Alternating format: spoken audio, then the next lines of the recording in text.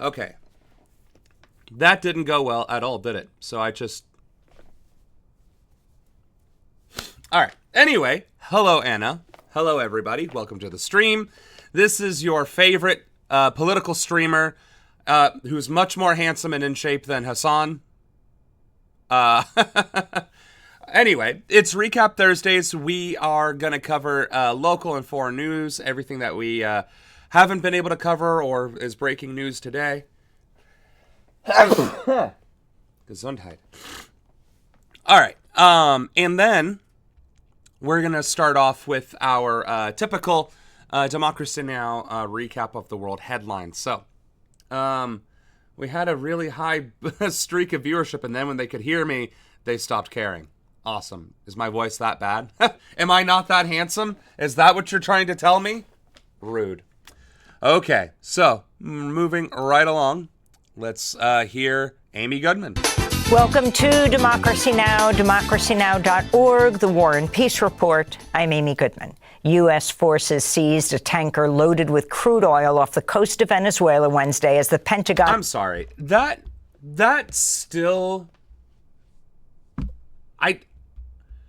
The United States of America seized an oil tanker from a sovereign nation in the Caribbean. Like, that's the stuff we talk about in our news when pirates or corrupt regimes are trying to take over territory and violating agreements by stealing natural resources. We always talk about how terrorists took over this oil field, or terrorists took over this oil tanker, or this freighter ship, or this, that, or the other. And now the United States of America is literally doing that very same thing. It galls me that is in fact what we are literally dealing with today. Ramps up its military buildup in the Caribbean ahead of possible strikes on Venezuela.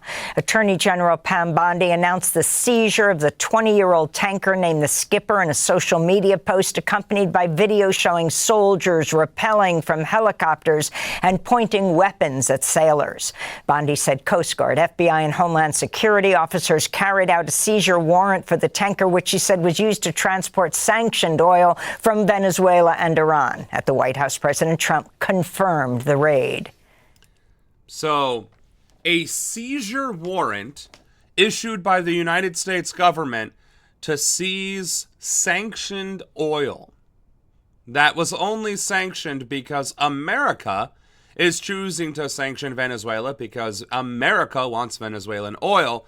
Meanwhile, Israel remains unsanctioned by the United Nations because America prevents the sanctions from going through in the first place. So when we talk about sanctions, usually, as throughout most of our lives, whenever you hear about a country being sanctioned, that's a bad country doing a bad thing, receiving a consequence for their actions. And anymore, it just seems like a tool of the ruling class to violate weaker countries. And so I cannot see this as anything other than asset forfeiture at the international scale. This is the United States acting as corrupt police officers, pulling over a foreign government's oil tanker and stealing it because they can. That's fucked up. And the sheer amount of military involvement that occurred, you know, the soldiers rappelling from helicopters, the close, what's the word I'm looking for? The I wanted to say the partnership, but that doesn't seem like accurate. But the Coast Guard and the Navy working together to seize this oil tanker because it contained oil from Iran and Venezuela. Does not sit right with me. And we were trying to find better footage of this on yesterday, actually. And apparently we couldn't find it, but I guess we had to wait till today where Amy Goodman could give us the deets. As you probably know, we've just seized.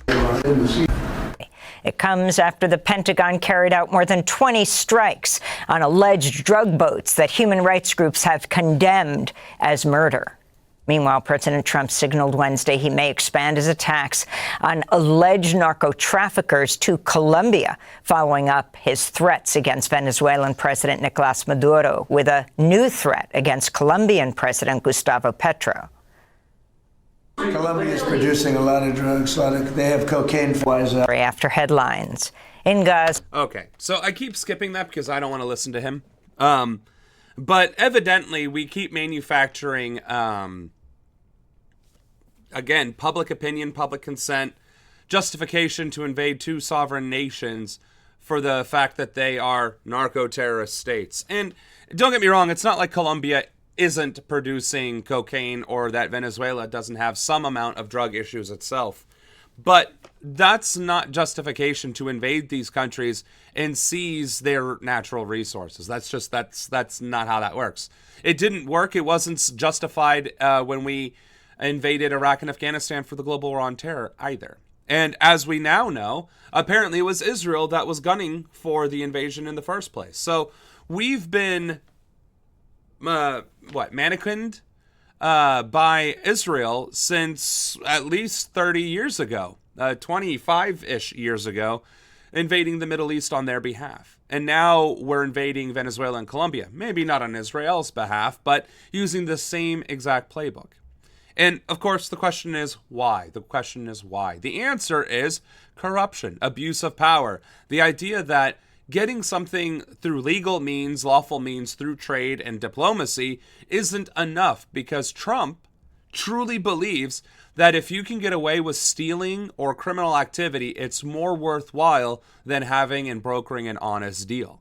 He's an actual criminal with a criminal's mindset. So this is escalation in a region that doesn't need to be, and all because the leadership there are dictators, i.e. socialists, and trying to govern their country from a vein of populism. Look at how quickly they released the video. Exactly. We're still waiting for the videos of the second tape and all of the Epstein files. We have a way bigger drug problem should other countries invade us. Both Colombia and Venezuela are pro-Palestine. Right. And then once you start adding up all of these different things, it just becomes more and more apparent that America is trying to manufacture justification for this military engagement. And the fact that Congress isn't holding him accountable is, again, complicit. It's compliance. It is literally an accessory to the crimes being committed. So once I enter into Congress, I cannot wait to say that to their faces out loud, because maybe that'll be the wake-up call that, your actions do have consequences, or rather your inactions have consequences, and it's high time that you step up and perform your constitutional duties.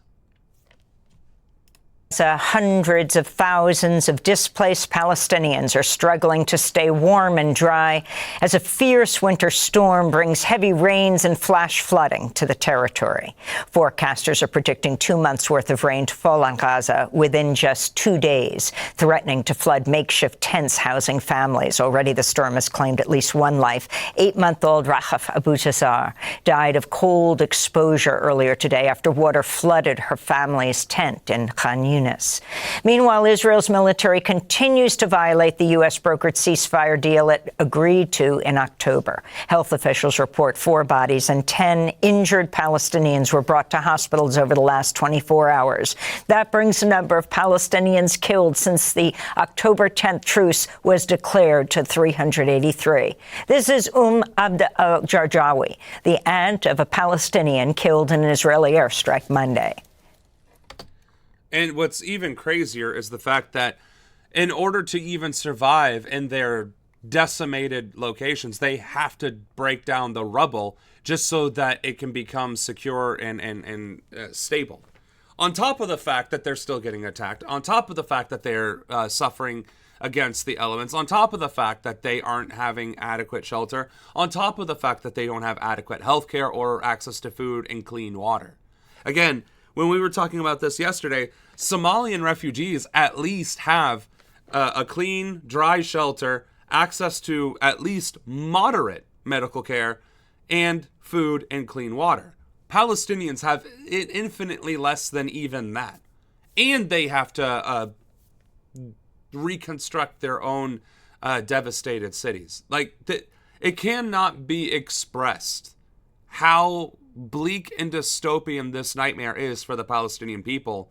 and that we, the privileged Americans, the privileged Westerners, the privileged everyone else that isn't currently sitting in Palestine, are watching this happen and largely doing nothing about it. That's why we need to talk about it. That's why we need to give it more exposure. That is why we cannot rest, and that we must be aggressive with our outspokenness. Otherwise, this will continue to be forgotten and disregarded in news as it is throughout our country and abroad. If we allow the Palestinians' suffering to be forgotten, we are no different than the Israelis who are committing the genocide themselves. Again, we, the people, have an obligation to support fellow people from not being genocided off of the face of the earth. I don't know if there's probably much more eloquent ways to say that. I'm still nursing a cold. Suffice to say, we cannot just sit idly by and allow this to happen. I mean, again, the only way I can continue to think of making it make sense is, what if this was happening to you? What if your community, your suburban household, what if your apartment complex was just arbitrarily bombed by a neighboring state? All because they don't like you and they want to live where you're living. But they want to destroy where you currently live, demolish everything, and then rebuild luxury apartments. And then you don't even have to look that far or think that hard about it, because if you've ever been gentrified, if you've ever lived in a nice neighborhood and got pushed out because of poverty or whatever else, and then watched everything get torn down and risen back up with luxury apartments, then you already know what that's like. It just happened without all the violence and the bloodshed. Well, it didn't happen with the same kind of violence and bloodshed. It's still violent to be financially removed from where you are, or to be forced into poverty, or to watch your savings be diminished and your value arbitrarily discarded so that developers can make a buck off of your livelihood. All of which is to say, what's happening to Palestinians are happening to impoverished people throughout the world, to include in the United States. It's just far more aggressive and far more egregious in Palestine. They were sitting in their home thinking they were safe because there is a ceasefire and nothing is happening. He was bombed while he was at home. His mother was few steps away from him. God saved her. There is no safety here. There is no consideration for the ceasefire. The war is still going on. People are bombed every day in their homes. In Britain, 5 political... And it's also worth noting that they are bombed in their homes, meaning the targets that Israel are shooting at in violation of the ceasefire are also unlawful targets. And that just is not being discussed. That's not being brought up in any news source whatsoever. So, again, it is not nearly enough to say that the Palestinians are suffering. It's not nearly enough to say that the Israelis are violating the ceasefire.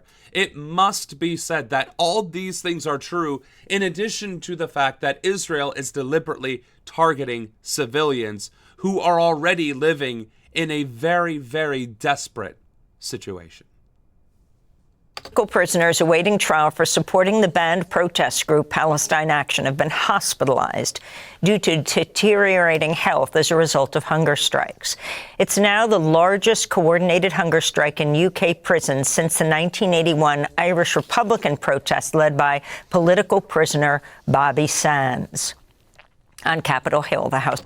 Well, that's very interesting that the IRA was the last time notable political activism occurred in the UK. That's kind of nuts if you think about it, that it was the IRA that was the last prominent activist motion in the UK. And now Palestine Action, literally a non-profit organization that was trying to advocate on behalf of Palestinians from being genocided, are being treated like terrorists.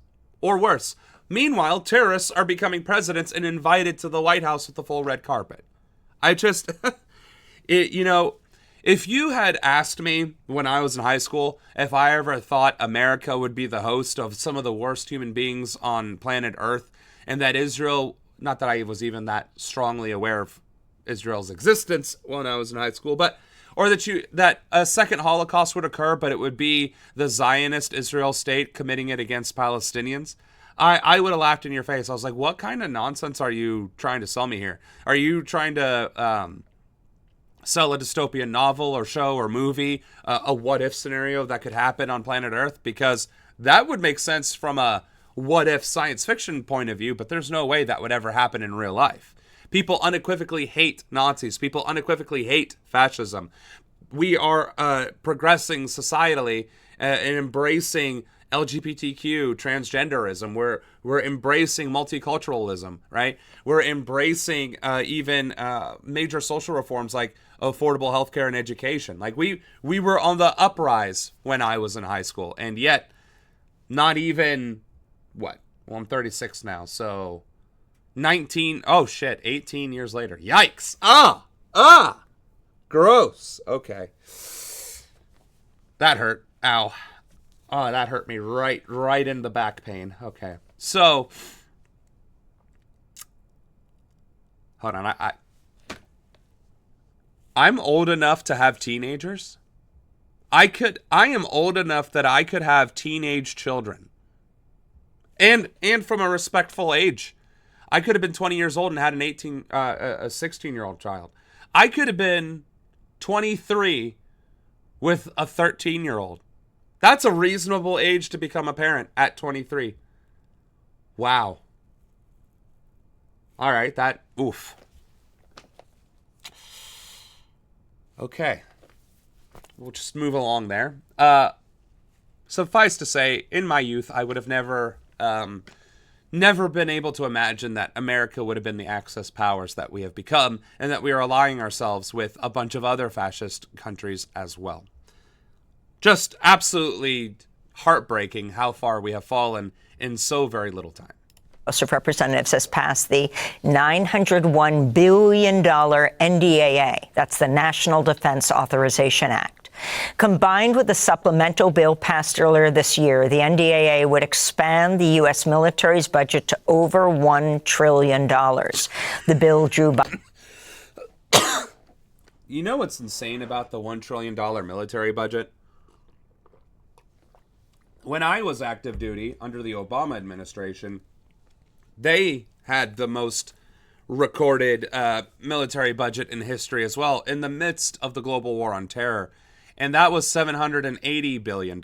And people were losing their minds over that. And now we're well over $1 trillion. Like, that is obscene. There is no reason that we need that much of a military budget, especially since at least a third of that budget goes into military industrial complex spending, i.e. overhead. And then the remaining, or there's another third goes into just overhead costs that are largely inflated because just running a base requires regular utilities and construction and whatever else have you. But those contractors charge the military 10 to 15 times the standard amount because they can. And then the remaining third is just wages and stuff. Which, if we're being honest, when I was active duty, and there was over 3 million active duty service members, I want to say. I want to say it was around 3 million. It could have been closer to 2 million. Maybe it was 2 million. I don't know. It's not like I kept track of that stuff when I was in back then. But there were about 400,000 airmen, and there was typically twice as many Army and twice as many Navy, plus... And that, I think when they said the Navy, that didn't necessarily include the Marines, which was usually 200,000. So yeah, that would be roughly 3 million. Let's just say it was 3 million personnel. During that $780 billion budget, it was around $250 billion to pay all of the 3 million service members. So why are we adding another 280 some odd billion dollars to the entire defense budget if our personnel expenditures haven't gone up that much? So again, recruitment is still down. Our weapon systems are not nearly as functional as they ought to be. We are having retention issues, and we are engaging in more areas throughout the world, but with the same old systems that we've been having. So I don't see where the justification is. And if we're just building up more munitions, more weapon systems, I mean, then we are going to be at war with a country in the very near future, probably within the next 12 months, and probably sooner. I said sometime around September is when we would likely start invading Venezuela and Colombia if we hadn't done so already. And it's just a tragedy that we are doing so. Bipartisan support passing on a vote of 312 to 112 with 94 Democrats and 18 Republicans in opposition. Minnesota Democratic Congresswoman Ilhan Omar voted no. She said it was because, quote, Congress cannot continue writing blank checks for endless war while millions of Americans struggle to afford housing, health care, and basic necessities. I mean, that's exactly true. You can have the biggest, baddest military in the world, but if your country collapses because you starved your population to death, then it doesn't do you any good, does it? Unquote. The chair of the National Transportation Safety Board warned Wednesday a section in the National Defense Authorization Act would weaken safety measures near Ronald Reagan Washington National Airport. NTSB Chair Jennifer Hamondy specifically cited the board's investigation into the January 29th collision between an Army helicopter and a commercial jet that killed 67 people. The investigation found the military helicopter was not using enhanced tracking technology. The recently passed defense authorization bill creates a waiver for military aircraft to turn off their enhanced tracking software while flying on national security missions through parts of the Washington, D.C. airspace. Which is absolutely asinine and stupid. Like, first of all, even if you authorize the military to do something that dangerous and that stupid, nobody in the military should follow that guidance in the first place. And the fact that Congress passed it just goes to show how ludicrously inept they are to be governing a damn thing, let alone military protocol. Like, and again, how many of them are themselves veterans? A very, very small number. In previous years, military service was damn near a requirement to run for office. And anymore, it's less than double digits of the percent. I think it's only single digits now that there are veterans in Congress, whether it's the House or the Senate.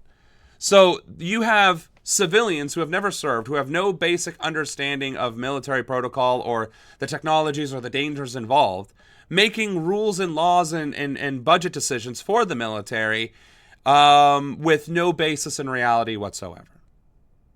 So, yes, Ian Omar is absolutely correct in that we shouldn't be writing blank checks for new military invasions.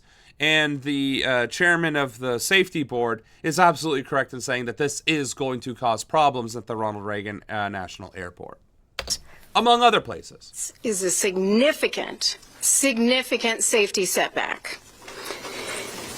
It represents an unacceptable risk to the flying public, to commercial and military aircraft crews, and to the residents in the region. It's also an unthinkable dismissal of our investigation and of 67 families who lost loved ones in a tragedy that was entirely preventable. This is shameful. In economic news, the Federal Reserve. She's not a very good speech giver, but she is 1,000% correct. That is exactly correct. It is unspeakable. It is thumbing the nose at an ongoing investigation, and it is disregarding the lives that have already been lost due to that kind of policy. The military didn't even have it equipped on that helicopter, let alone chose to disable it. It's just, if there's, again, okay, just to put it into perspective, there was an injury at my workplace. That injury was 100% preventable. The reason why the injury occurred is because the person who was injured didn't follow the proper procedures. You know what my company did? They double-checked every single issue that was related to that injury, made sure there was a paper trail, made sure that our systems were in place, our processes were in place, and then printed out those documents and handed it to OSHA with a nice, pretty two-pocket folder. So if corporate America is willing to CYA when an injury occurs, even through no fault of its own, again, you can say many, and I do mean many things about my company, Marzetti Allen Dairy. Okay, you can say many things about that company, but this incident where somebody injured themselves was not Marzetti's fault. We could argue it was due to a lack of training or oversight or supervision, whatever have you, but it wasn't the process. It wasn't the equipment itself, and it wasn't the fact that there wasn't something in place, right? So why then would a ranch dipping sauce company take a safety incident with far more concern and seriousness than the United States government when there was loss of life, both military loss of life, military assets, and civilian loss of life and commercial assets? I mean, again, a lot of our country loves to just dismiss the human element altogether, human life as irrelevant, and just stratify human being, asset, and quantify how much all that costs. Okay, even from that regard, that was millions and millions of dollars of destruction and death. Millions of dollars. And the response of Congress and this administration is to say, we should do more of it. That is obscene. Absolutely obscene, and it would not hold any sort of weight in any industry whatsoever. So why the hell is the government able to get away with it? Because they can write whatever laws they want into existence? Again, this goes into the accountability and the fact that there is none. Just because Congress passes a law doesn't mean that it's constitutional, ethical, or necessarily smart to pass, right? And the fact that there is no one to just come in and say, nope, you can't do that, or rather, the Supreme Court is there to specifically do that, or the president to veto it, the fact that those two things are not happening is, again, indicative of the collapse of our democratic process, which is why we are living in a failed state, and we need to somehow force this administration to resign. But I digress. Voted Wednesday to cut interest rates by a quarter point for the third time this year, but the vote to reduce rates was split 9-3. Usually the Fed votes unanimously when making major changes to the interest rate. This comes as the U.S. economy is reeling from tariffs, immigration crackdowns, and cuts to government spending. And despite inflation and unemployment ticking up in September, not to mention 4 months of job losses over the past 6 months, President Trump offered an optimistic assessment of the U.S. economy. But I do want to talk about the economy, sir, here at home. And I wonder what grade you would give A plus. A plus. Yeah, A plus. President Trump was doing an interview with Politico. More than Amy Goodman was struggling really hard not to laugh. You could see it in her face. 200 environmental groups are demanding a national moratorium on the construction of data centers in the U.S. until new regulations are put in place. In an open letter addressed to Congress, the groups, which include Greenpeace, Friends of the Earth, Food and Water Watch, write, quote, the rapid, largely unregulated rise of data centers to fuel the AI and crypto frenzy is disrupting communities across the country and threatening Americans' economic, environmental, climate, and water security, unquote. Which is absolutely true. And Ohio is no less a victim than Tennessee or Michigan. I think, what was it, a couple places in California. And I want to say Washington State were the big notable ones where these data centers were, just polluting the shit out of those communities because they were offsetting their electrical requirements by using propane generators, which we got into that. But it's also devastating because those that are not needing to use the propane generators are overwhelming existing electrical grids, forcing the rate of electricity to go up and up and up for all users, to include residential users. So through no fault of our own, we're just watching TV, playing video games, streaming from our basement. I mean, the White House. And our electric and water utility rates are skyrocketing because data centers are being built in our proximity. So instead of charging them more, we're all sharing the burden, which is, again, largely how all of this works in America. We keep cutting taxes for the rich so that poor people can pay much more taxes. We still want all the tax dollars to go to the federal government, but we don't want rich people spending, some fraction of their obscene wealth to do it. And so here and again, it's affecting us at the local level as well. Again, politics is always local. If we don't regulate these data centers at the national level, we are not going to be able to do it at the local level because these data centers are being built by multi-billion, in some cases multi-trillion-dollar industries, which can absolutely dwarf the economy of even major cities. So, politics is local in that either we're going to be impacted by the politics or we need to engage locally to ensure that the politics doesn't affect us negatively. This could not be a better example of how important it is to vote and to be engaged in your local and state politics. This right here. Quote, Vermont's independent Senator Bernie Sanders urged opponents of AI data centers to keep up the pressure against elected officials. In community after community, Americans are fighting back against data centers being built by some of the largest and most powerful corporations in the world. They are opposing the destruction of their local environment, soaring electric bills, and the diversion of scarce water supplies. Nationally, how will continued construction of AI data centers impact our environment? A new report on global inequality. But see, and here's the thing. I'm actually not going to be the tree hugging, because my God, I got this, right? Like, I am pro-environment, don't get me wrong. I'm not an anti-environmentalist, right? I hope this was ethically sourced honey, but, I care about the environment. I really do. But I don't think focusing on the environmental impact of this issue is the right approach at all.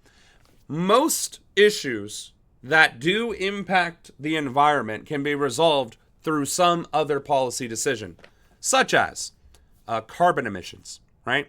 Carbon emissions absolutely impacts the environment, and it is 100% a problem, and it is 100% unnecessary. You can regulate how cars are manufactured, transition from gasoline into electric cars, hydrogen, some form of hybrid version, thorium. Any number of things could be done to eliminate carbon emissions in vehicles, right? And it is largely taking place in America, even despite the rollbacks. Same thing with corporate pollution. Again, corporate pollution poisons our air, our water, and our land. And by regulating those industries from not polluting and forcing it to go into a better area for that kind of discharge or whatever, does help the environment, but also prevents our communities from being poisoned and getting sick and suffering from cancer, which we are seeing happening all over the country, especially in impoverished areas. So, although, yes, things like deforestation, development of rural areas, making data centers, building plants like power plants and such, expanding ports, building bridges, expanding roads and highways. What else? Building cell towers, communication towers. All these things do have environmental impacts, right? And some of those things that I mentioned actually improve society and our infrastructure, right? We want to modernize so we can not harm as much, right? However, regulation and ensuring that the jobs are done safely and ethically versus just as cheaply and as quickly as possible makes a huge difference into how much of an impact it has against the environment. Again, blasting holes with dynamite versus shoveling holes with shovels or heavy machinery. That might even be running on hydrogen, right? So I'm just saying, most issues that are policy issues have a different way of approach that in large part revolves around regulation. And the continued deregulation of industry is why environmental issues continue to spiral out of control. That's my take.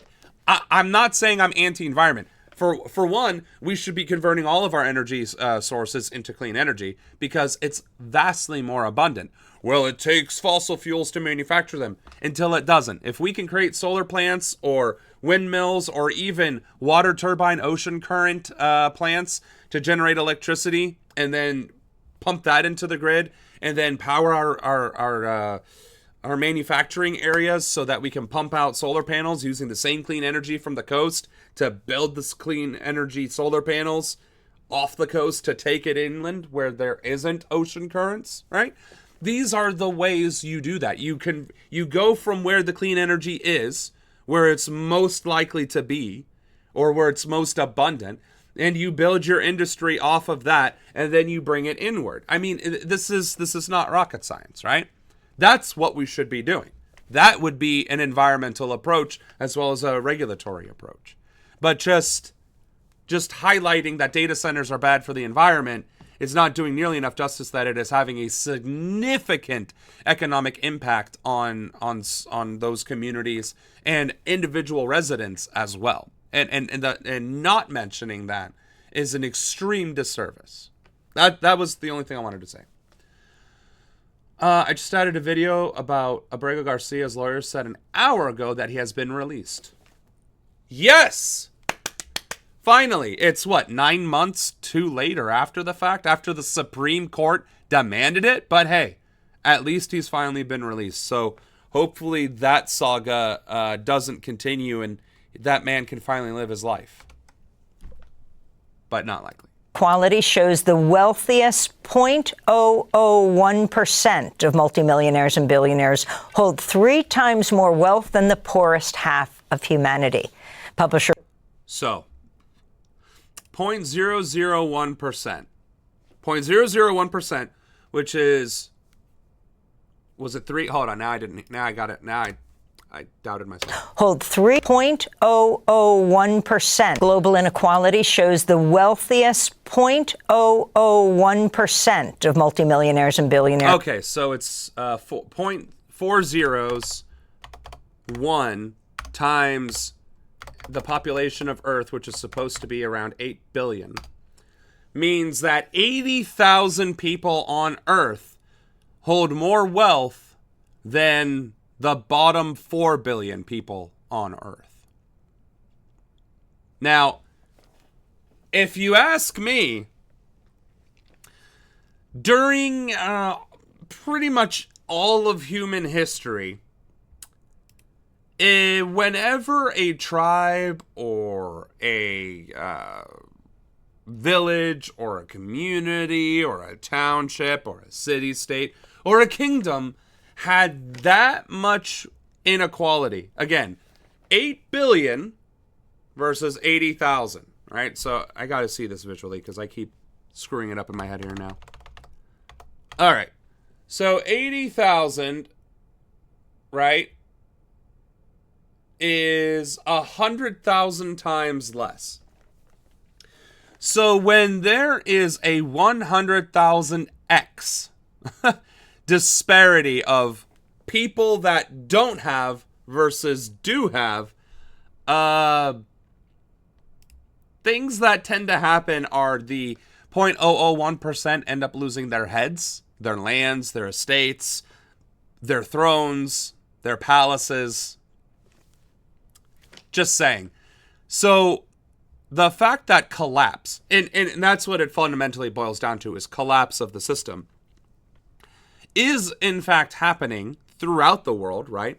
The global south is experiencing it much more keenly than in Western society, because the global south has always been forced at extreme disparities, but they've been kept at the level for so long that it's resulting in uprisings, coups d'etats, and revolutions, right?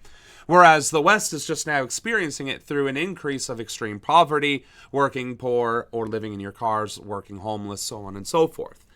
But that system is still very much so collapsing in real time. It's just unlike reading it in a history book where it seems like it happened overnight. It actually takes 2 to 10 or 20 years for the collapse to truly sink in. And what people don't seem to realize is that they are part of the poverty, that they are not part of the ruling class or the wealthy elite. You are not part of the 80,000. You aren't even part of the top 100,000. You're not part of the top million. You're definitely not even the top 1 billion. I promise you're not. Because over 60% of Americans are working poor, are homeless, are living in poverty or making poverty wages while still working, and or are also homeless or living in their cars, etc.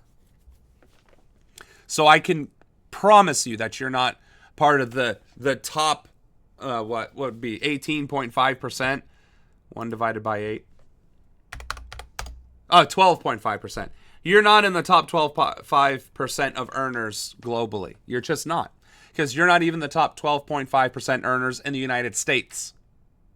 All right? So, point that I'm trying to make here is that this global inequality is at the same extremes as it has always been and has always resulted in bad things happening for the elite throughout all of our history, whether it's at the village or tribal level, at the city-state level, at the national level, or at the empirical level. When this level of inequality occurs, things start to collapse, things start to fall apart because it's unsustainable. And it's unsustainable because of the obvious reasons. If people can't afford to eat or afford shelter and clothing and have a little bit of sensibility afterwards to rest, then the entire system comes crumbling down because it relies upon them spending money or participating in the process, right? And unless we all become slaves, that still doesn't fix the issue because slaves still need to eat and sleep and rest, as the South will gladly deny as well, since after slavery ended in America, they invented prison labor. All I'm saying is this is going to come home to roost sooner than later, and what we are seeing is the apartheid style, the fascist style, the what's the other one? Not amnesty, the austerity. The austerity economies of the world are collapsing left, right, and center, and there's nothing in place to prevent that or to pick up the pieces. It's just going to collapse, hurt more people, collapse and hurt more people until we decide enough is enough. And hopefully we decide that November 5th or 6th, 2028, when you vote for me as president of the United States. Hold 3 times more wealth than the poorest half of humanity. Publishers of the World Inequality Report say their findings show the global wealth gap is much larger than most people imagine, with fewer than 60,000 wealthy people holding unprecedented financial power, while billions of the world's poor remain cut off from even basic economic stability. Which is even more bleak when you think about it, because how are we doing worse now with the internet, with electricity, with modern medicine, with modern agriculture, modern manufacturing, modern technology, and processes generally? How are we worse now as a society than peasants in the Middle Ages? Peasants from antiquity. How are we struggling more than ancient Mesopotamians? We are struggling worse than the ancient Mesopotamians. The only people who are struggling as much as we are would be our further ancestors before the dawn of civilization, where you had to procure your things on your own and rely on your community to survive. But every other early civilization that had laws and economy and jobs had a better balance of power and wealth throughout most of their history than what we are dealing with now in modern times. And one would think that with modern times and modern technology, we would be infinitely better off than our ancestors even 100 years ago. And that's simply not true. People were living their best lives 100 years ago. Maybe not with social laws. Like socially, maybe not. Economically, absolutely. And that's how starkly horrible our current economic crisis is. The wealth inequality, the income gaps that are not just in America, but globally. Amy Goodman said less than 60,000 people hold unprecedented wealth. I did the math at around 80,000. It doesn't really matter. Less than 100,000 people are dominating the remaining 8 billion of us on planet Earth and subjugating us to being beneath them in every conceivable, measurable way. And why the fuck are we tolerating it? That's my question, and the question you should be asking everybody that you ever come into contact with. Why are we tolerating this nonsense? And maybe with enough of that going back and forth, we can have a general strike just like Portugal. But we'll get to that later. A federal judge in California has ordered the Trump administration to end its deployment of National Guard forces to Los Angeles and to return control of the troops to California Governor Gavin Newsom. District Judge Charles Breyer issued the preliminary injunction Wednesday after rejecting government claims that protests against Trump's immigration crackdown in L.A. amount to a rebellion. But Judge Breyer... The Trump administration has already argued in court that protesting the administration amounts to rebellion, thus the justification of military action.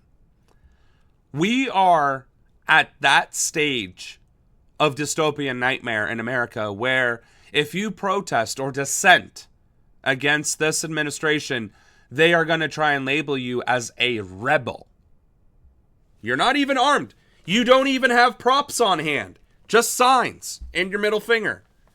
And they're going to still label you as rebels to the American cause. That is insane. I don't know that we actually covered that language before, that it was rebellion, that it was being treated as rebellion, because maybe we did and it's just not coming to mind, but that is breathtaking oppression at that point. Like that is just mind-boggling levels of corruption that this administration would label our First Amendment right to protest as rebellion. Isn't that exactly what the King of England did to the colonies in the first place? Why the Redcoats came in the first place? And why they started massacring people in Boston in the first place? Because protest was being seen as rebellion, and the monarchy reacted to it as such. Wow. Put the decision on hold until next Monday to give the Trump administration time to appeal. President Trump's officially launched... Again, these courts... Oh, and we're telling you that you can't accuse citizens exercising their rights for committing rebellion, but we're going to give you until Monday to appeal that decision anyway. No. I mean, seriously, Judge, no is a complete sentence. This is my ruling. Get fucked. That end of sentence. End of ruling. But again, we don't have a functioning democracy. A visa program that provides a pathway for wealthy non-citizens to get expedited permission to live and work in the United States. For $1 million payment, visitors can obtain a Trump Gold Card. Oh, I thought it was $5 million. So the man's even grifting the wealthy people citizenship card. What? That promises to expedite U.S. residency applications in record time. The administration says they'll soon offer a $5 million Trump Platinum Card, allowing visitors to avoid paying some U.S. taxes. Separately, So you can become a U.S. citizen for the low price of $1 million. Or you can become a citizen of the United States for $5 million and avoid paying taxes outright? Are you fucking kidding me? How does this get worse? How does it get worse? This is already breathtaking amounts of bad. And now it's getting worse? New U.S. Customs and Border Protection rules published this week would require visitors from 42 countries on the visa waiver program to provide up to 5 years of their social media history, along with telephone numbers, email addresses, and biometric data, including DNA, face, fingerprint, and iris scans. This comes out. Okay, and on top of immigration regardless, we are literally going to steal your entire identity and force you to undergo ridiculous amounts of personal privacy invasion before we'll even consider you to come into the United States. That's insane. No person would be willing to do that. Not even Americans would be willing to go to a local law enforcement precinct and subject themselves to that level of privacy invasion. I sure as shit wouldn't. You want every phone number, email address, and social media account that I own to quantify my Americanness or my ability to be an American? Go fuck yourself. How about that? How's that for being an American? You cannot just violate my rights and privacy because you want to terrorize brown people and thoroughly invade their lives. That's just not how that works. That's despicable. That is criminal behavior. And apparently, it's going to be going on for at least 4 more years. Disgusting. After the Trump administration recently told green card holders on the cusp of becoming U.S. citizens that their naturalization ceremonies have been canceled. Among those affected were immigrants who lined up at Boston's Faneuil Hall last week and prepared to pledge allegiance to the United States. The group Project Citizenship told radio station WGBH, quote, officers were asking everyone what country they were from, and if they said a certain country, they were told to step out of line and that their oath ceremonies were canceled, unquote. Which, again, it's about as anti-American as it gets. It is racial profiling, it is discrimination, and it is violating and betraying everything those people had worked years and years and spent thousands of dollars and hundreds of hours of their time trying to achieve. They were ready to commit to the American dream, and you betrayed them at literally the last possible moment. Like, if you want to turn people against the United States of America, that's exactly how you turn people against the United States of America. By loudly and proudly declaring to Americans and anyone who had the idea of becoming an American that the American dream is dead, subject yourself to ridiculous amounts of invasion of privacy and having any hope of your own identity remaining your own stripped from you at a moment's notice. Like, who would want to be an American under those circumstances? I sure as shit wouldn't. Thank God I am an American, because otherwise I'd have to be subjected to that nonsense. And as an American, I am appalled that anyone should be subjected to this. And if you're an American watching this, you should be appalled too. And if you're not appalled, then I challenge you to go down to your local law enforcement and give them every single piece of personal data and invasive biometrics data that they're requesting from immigrants. Go ahead. If you have nothing to hide, give them your email, your phone number, and every bit of your social media. And give it to them carte blanche. Go ahead. If you believe that this is okay for immigrants, then you damn well better be able to do the same yourself. And if not, then stand with me in outrage and disgust and call it out for what it is. A gross abuse of power, an abuse of anything that remotely resembles free speech, personal privacy, and of course, body autonomy. In Burma, at least 33 people were killed after forces loyal to the country's military leaders bombed a hospital in Rakhine State. The airstrike left dozens of people injured, including 27 in critical condition. The attack came on International Human Rights Day and ahead of elections set for the end of December. Burmese opposition groups are boycotting the election after major political parties were barred from running by the ruling military junta. And Amy Goodman just doesn't take a breath when she's delivering bad news, does she? But yes, Not that I think the United States under Trump would start bombing hospitals and such, but interfering with elections, the closer it comes to election day, whether it's the primaries, whether it's the general, through use of the military and ICE is definitely upon us. Whether it escalates into violence and fatalities, I truly hope not, but I can't honestly say I'm ruling it out. And the fact that we're seeing it happening in more and more countries in the global south is truly depressing, especially since it's the very abuses of power that they claim to be against. And Bolivia's former president, Luis Arce, has been arrested in the capital La Paz as part of the government's investigation into alleged graft. Arce is accused of authorizing transfers from the public treasury to the personal accounts of political leaders when he served as economy minister under former President Evo Morales. And those are some of the headlines. This is Democracy. Blatant corruption from the former Bolivian finance minister. Yowza. Absolutely.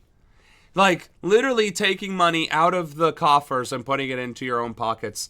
I mean, imagine if somebody in the U.S. government did the same thing. Imagine if people in government would ransack the treasury to line their own pockets. Imagine if an entire department authorized by the president himself did that.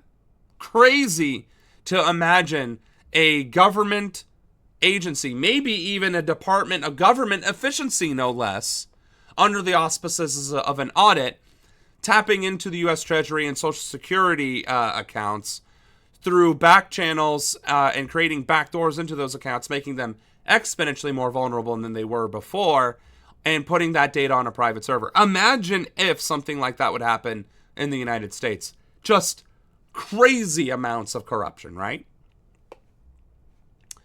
So, that was our first video, and we are an hour through the stream. So, let's get through some of these here. Filipa Castilho has worked as a hospital nurse in Lisbon for more than 20 years. She loves caring for people, but says the low pay, long hours and poor conditions for Portugal's health workers are unfair. Now she fears that the Portuguese government's planned labour reforms will make things worse. In Portugal, when nurses graduate, their salaries are only just above the minimum wage. With the cost of living, inflation, I had to work 2 jobs, so I ended up quitting the public sector for private. Well, it's really unfortunate to know that the privatization of healthcare and the complete disregard for healthcare professionals is not just limited to the United States of America, but it is happening throughout the world, including in places that already have universal healthcare. Just unbelievable, if you ask me, that healthcare professionals are simply being educators and investigators, which I don't know if they mean police in that sense, but it's that so many fields that are predominantly female dominated are treated as such. And once you start realizing that nurses and teachers are predominantly women, and also social workers are predominantly women, and then you realize that those professional degrees are being disregarded and that those wages are being suppressed, while all other areas that are male-dominated continue to increase in both income and influence, it just becomes very difficult to say it's anything other than the misogyny that it is, but at an institutional level. Discontent is brewing in the country. Last month, thousands of people protested against the proposed reforms that they say would make it easier to fire workers, increase flexible contracts and reduce some protections. Now, in a rare show of unity, Portugal's main trade unions have called for a general strike. I wish our main trade unions would call for a general strike. In fact, I have tried reaching out to several unions to that end, but who am I, right? I'm not a sitting member of Congress. So once I become a sitting member of Congress, I think I'll have a much stronger opportunity to negotiate with unions across the country to initiate a general strike. But quite frankly, we are in desperate, dire need of some sort of labor movement with teeth Not just a couple of pickets here and there, a couple of strikes here and there. I'm talking an overall all-encompassing labor movement to try and break the chains that capitalists have put around our throats. Trade union leaders say the reforms would erode workers' rights, but the Prime Minister, Luis Montenegro, says the measures would boost productivity, encourage investment, and make the labour market more competitive. Yeah, every time those words are used in any sort of sentence by corporations or politicians, it's because they know that it's the exact opposite. If you use those buzzwords, it means corporations will have more power, more opportunity to make people compete for less and to settle for less, because they will have less opportunity to seek elsewhere, because corporations can afford to collude and work together and lose short-term profits to gain long-term control over the labor pool. As we are seeing once again in the United States of America, after the COVID economy has finally returned back to the most dystopian economic climate that we have had in this country since the Great Depression. Montenegro's government faces a difficult balancing act, says this expert. Portugal is still in this very difficult chapter in its life to negotiate between the need to open the labour market and the need to guarantee some rights that workers feel that are under attack. Filipa is happier these days with her job in the private sector.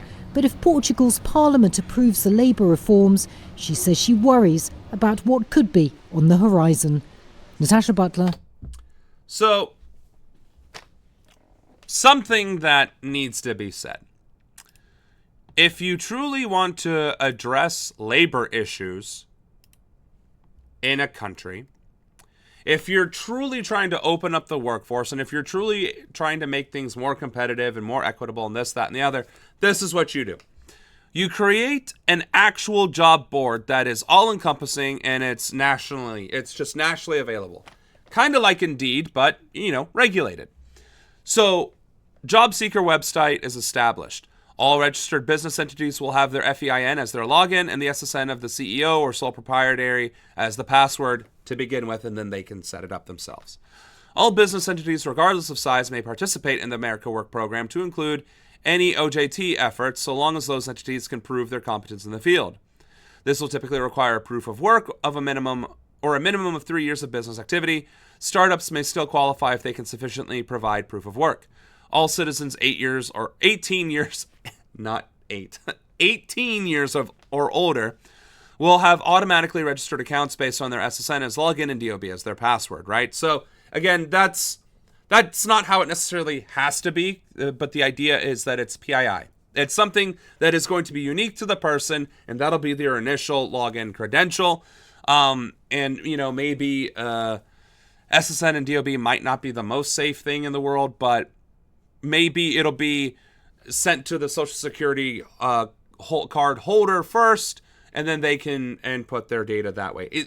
There's going to have to be some slightly more intelligent process there, but that was an initial way of ensuring that it is the individual that's getting these accounts. Anyone under the age of 18 will not be allowed to use this program, but will become automatically registered on their 18th birthday. Again, universal registration is the main takeaway. The establishment of national training centers. I'm not going to read all this to you. The point being is training centers in all 50 U.S. capitals and the top 3 most populous cities determined by geographic location for convenience are established, right? And then as this program continues, we can put them per county for a total of 3,760 training centers. And again, the idea being your skill set that you currently possess should not prevent you from going into a completely unrelated field. And that's the point of this. If you're a nurse today and you want to be an engineer tomorrow, you should be able to go through the training to do that. Now, this also coincides with universal education. That being said, the national training centers do focus less on licensed or degreed career options and more so on those like, I don't want to say unskilled labor, but it would be It would be labor that would be normally considered a trade that doesn't necessarily require a license.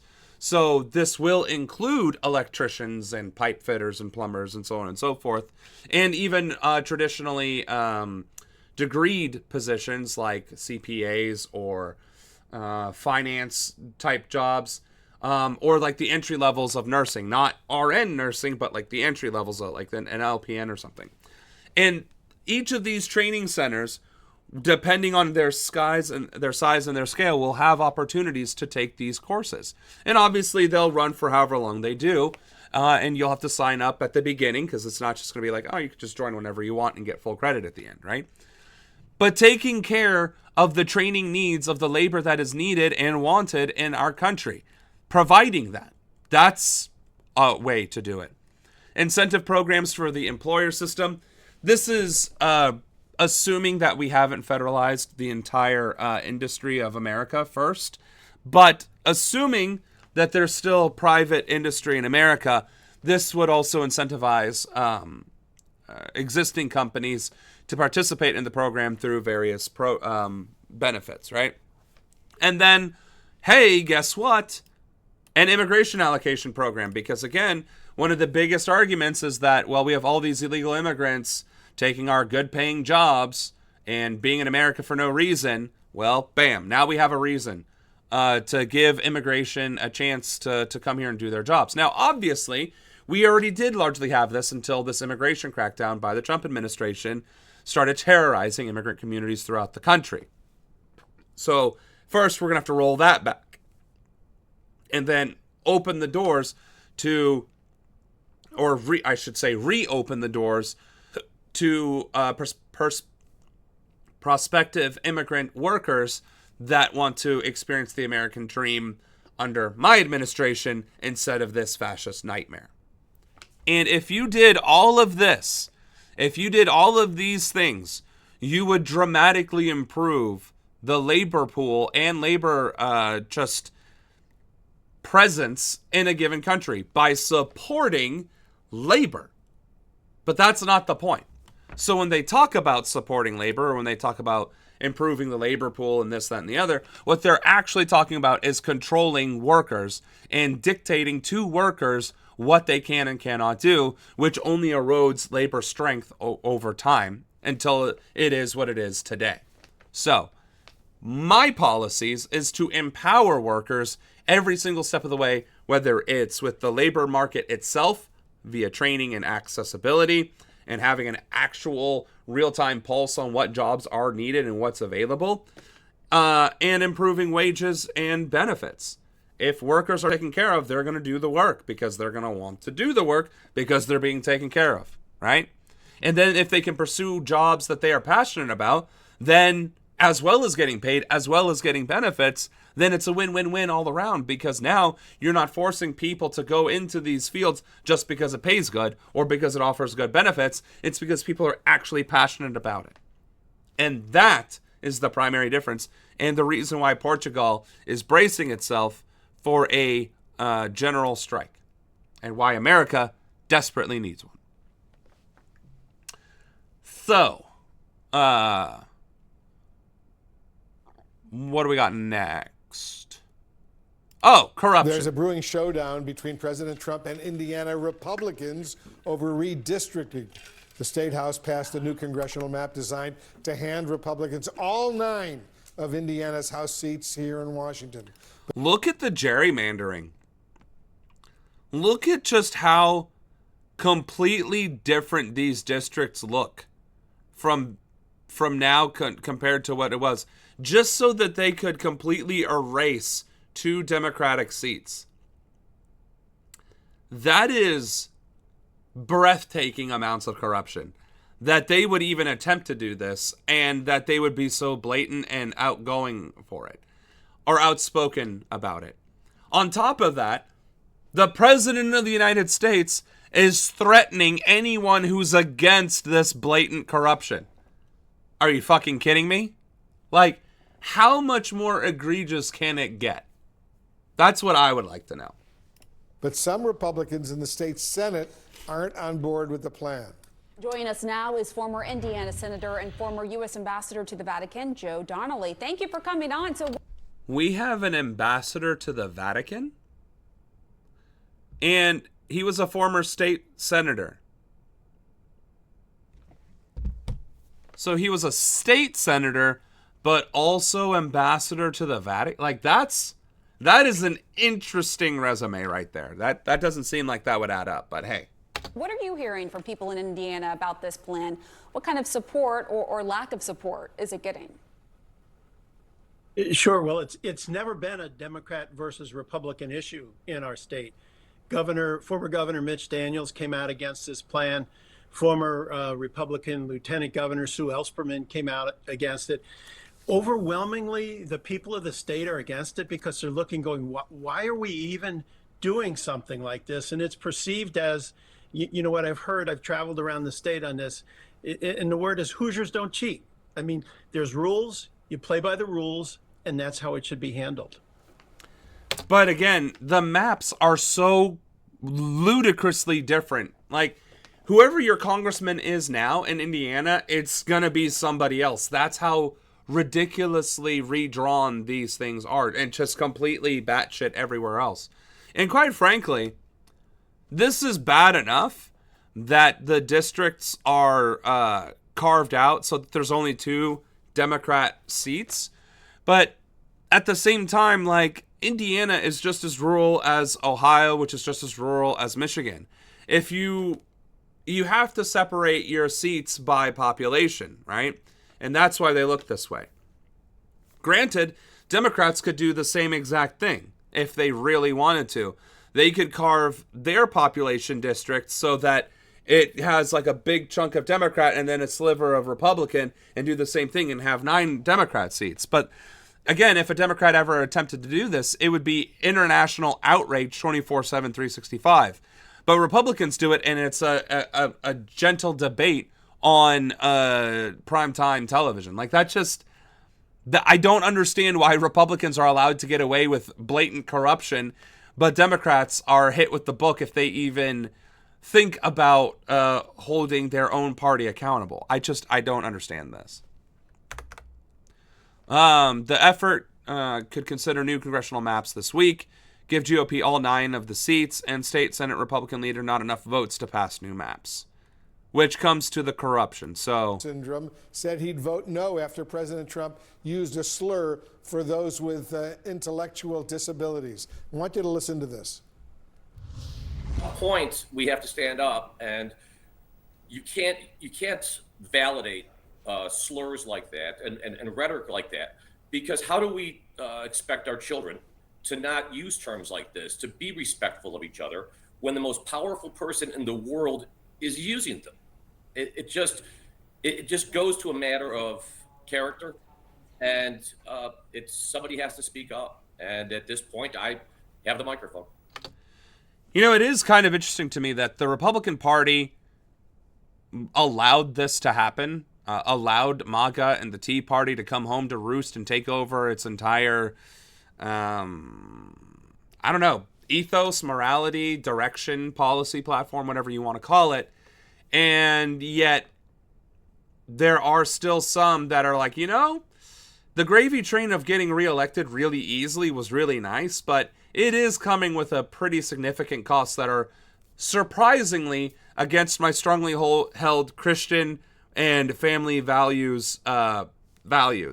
So it's going to be very interesting to see the schism of Republicans over the next few years too, whereby MAGA consolidates its fascism, right? Like, they're not gonna shift left or anything. They're just gonna go further right. Whereas the Republicans are gonna, I wouldn't say necessarily shift left, but are gonna start differentiating themselves. So I kind of am curious to see if there will be a true split, right, between MAGA and Republicans. Like, I wonder if that'll actually result in a new party forming, and which group would be the one to form it. Because I think it would actually be MAGA that forms their own group and splits from the Republican Party, with the thought behind it that they have enough support that they could pull that off. Which is interesting, because you would think the leftists would have tried doing that with Democrats, but unfortunately, Democrats succeeded in co-opting every left-leaning movement from as long as I've been in it, at the very least, that any effort to do so has, well, failed. So, more to come, I'm sure. So how influential are his words for conservative voters on the ground? What do you think? Well, Senator Bohasek is a good friend of mine. He doesn't live too far away from me. And he's just reflecting who we are in Indiana, which is, look, we try to do normal things in a common sense way. And what's influential is folks look at this and go, you know, we have challenges with our economy. We have challenges with our jobs. Why has this become the issue? And those senators who are looking at this, they don't want to be doing this. And so they'd rather be focused on having more jobs created in the state. And this is a really bad idea. When we talked about this, in Indiana, it's like, you know, a basketball analogy. Okay, and you're losing me, buddy.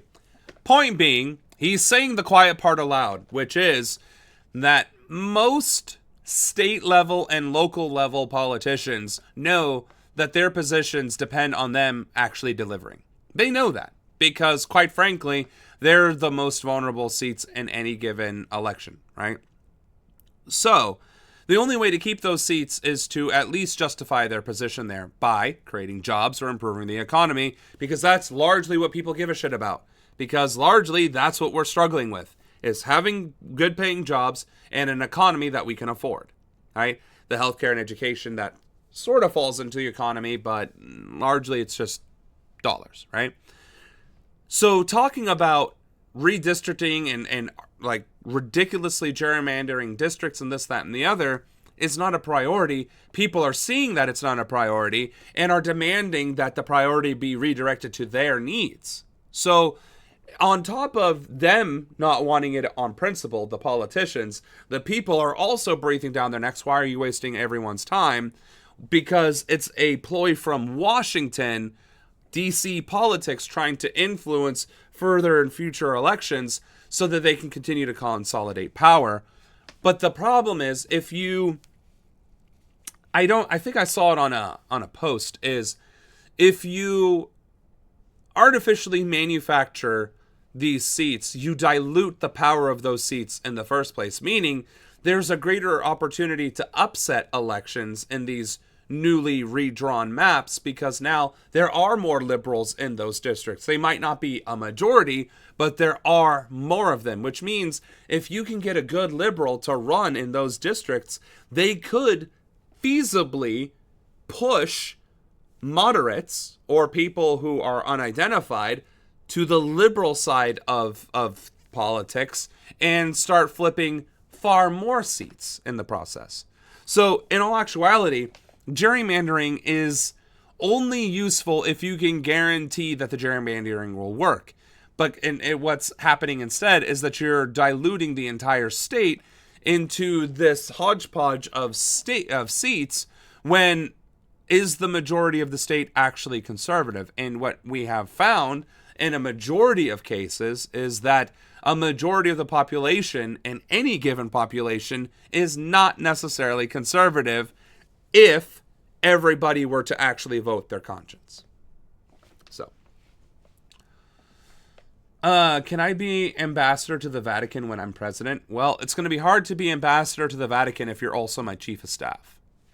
Just putting that out there. Oh, you actually figured that out yourself. Never mind. He was a U.S. senator, not a state senator. That makes more sense. Okay, we'll stick to that then. I think Indiana may be more rural than Ohio, which is possibly true. They definitely have a smaller population, especially considering they have 6 less congressional seats. All right, so there's that. Oh. Now, the president has granted a... Democratic Rep Henry Kuehler reveals why he thinks he got a Trump pardon. Oh, I don't want to... Honestly, I don't want to talk about this guy. One, he's a corrupt son of a bitch who should be in prison, and he got a pardon anyway. Like, what the fuck? I don't want to listen to this fucking guy. The New York Archdiocese... Now, granted, I don't want to talk about this guy either. But I do want to highlight the corruption of the Catholic Church. The Archdiocese reaches agreement for a sex abuse settlement. Meaning, he knew if it went to trial, he could end up in prison for a very long time. So he'd rather spend the money to the victim, his victim, their family. I don't know that I want to watch this either.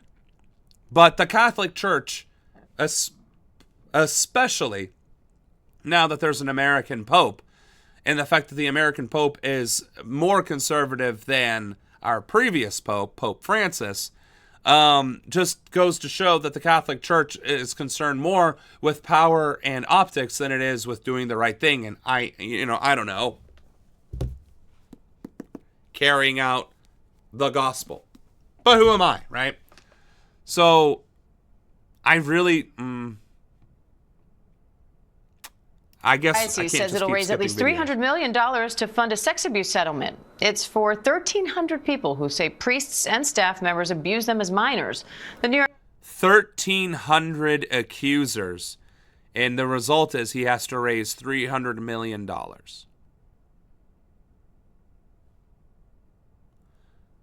That is a breathtaking amount of abuse. This man should get the fucking death penalty. And as soon as I become president, I will give him a one-way ticket to heaven. Or hell, whichever it ends up being, of course. That's disgusting. 1,300 accusers, and he's allowed to avoid prison time because he's going to try to raise $300 million. That's fucking disgusting. That's diabolical. Like, that's... No. At this point, this is a crime against humanity. Like, this is far beyond just one death penalty or one life sentence. Like, this is heinous beyond all recognition. Like, this has to be a record of some type. 1,300 assaults. And he gets to live free, traveling free, getting to go to the grocery store, getting to go to the movies, going to church as he pleases, wearing whatever the fuck he wants, sleeping in his own bed at night, eating his own food at his kitchen table at night. After 1,300 accusers come forth. Absolutely fucking not. A spokesperson for Waymo saying they will file that voluntary recall early next week, emphasizing no one has been injured as a result of this behavior around school buses, but some calling for Waymo to halt operations around schools. This morning, Waymo pumping the brakes. The Waymo driver will take care of you and keep you safe from point A to point B. Issuing a voluntary software recall on its autonomous vehicles after the National Highway Traffic Safety Administration launched a preliminary investigation around illegal maneuvers like these. Watch this school bus in Austin, Texas, with its stop arm extended and lights flashing. In more than one instance, children crossing the road, but the robotaxi keeps driving. Until the problem is fixed, they don't need to be operating on our roadways. The Austin Independent School District reporting at least 19 instances of this since the start of the school year. A Waymo executive sitting down with us just before the recall. We've already analyzed the situation and implemented fixes so that such situations are much less likely to occur in the future. So you're saying it will not happen again? I don't think people should expect perfection. What's really important, though, is that we're learning. False. When it comes to safety and road travel, that is exactly what people should expect is perfection. You don't get to fly a plane and only 99.99% of the time reasonably expect that the plane won't crash. No, you have every expectation that 100% of the time the plane won't crash. And that's, again, why we should not be having automated anything on our roadways, or in our manufacturing areas, or any of that nonsense. AI is not ready to be used in public, in society. This is evidence. And the fact that this executive, whoever the fuck he is saying, people should not be expecting perfection. Yes, they fucking should when it involves a vehicle and driving on roads around children. You absolutely should expect perfection. And the fact that you're going to try and wipe your hands of liability because, well, it's a software and it's a car and it's a robot. nobody was driving it, therefore we're not actually responsible for what happens. If anything, it's our programming team that's responsible. That's exactly why. Until we can be ethically and morally invested in the way technology is used, rather than looking for new and more imaginative loopholes for avoiding liability, we should not be using that technology. Period. Dot. End of story. This fucker should be imprisoned. From all the different scenarios that we encounter. Waymo stating it has achieved a 5-fold reduction in injury-related crashes compared to human drivers. Just like a human, the Waymo has eyes and ears, 29 cameras, LiDAR sensors, and external microphones. Anytime there's a safety incident, the system gets updated to learn from it. But the robotaxi facing its fair share of criticisms and viral moments. Hi, we are currently blocking a train. This passenger in Georgia trapped inside a Waymo. Get out the car. Oh, hi, I'm sorry. She can't get out the car. You were in there. And last month, a community uproar after a Waymo hit and killed a beloved neighborhood cat in San Francisco. Waymo saying in a statement it will continue analyzing its vehicle's performance and make necessary fixes to continuously improve. Also stating it is working closely with the National Highway Transportation Safety Administration. Yeah, you know how you do that? In a very, very secure environment that is controlled. Not in our city fucking streets. This is, again, why we need to regulate businesses heavily. And I mean, you know what? Here. I, Samuel Ronan, do not believe in a free market in any capacity. I do not believe in an unregulated economy, and especially unregulated business. I personally believe, and I will advocate and fight for, a very heavily restricted and regulated industry, economy, business practices, and yes, the free market. Heavily regulating the free market. Why? Because of shit like this. Because of the data centers. Because of the fact that wages continue to be suppressed while corporate executive payouts continue to balloon out of control. Because we are poisoning our consumers from food, from water, the things that we take into our bodies, we do not even verify is edible. And then if there are carcinogens, we continue to raise the admissible level by bribing the FDA. So no, a free market economy is only capable of functioning if ethics and morality are enforced through heavy, heavy regulation and enforcement, or even incentives.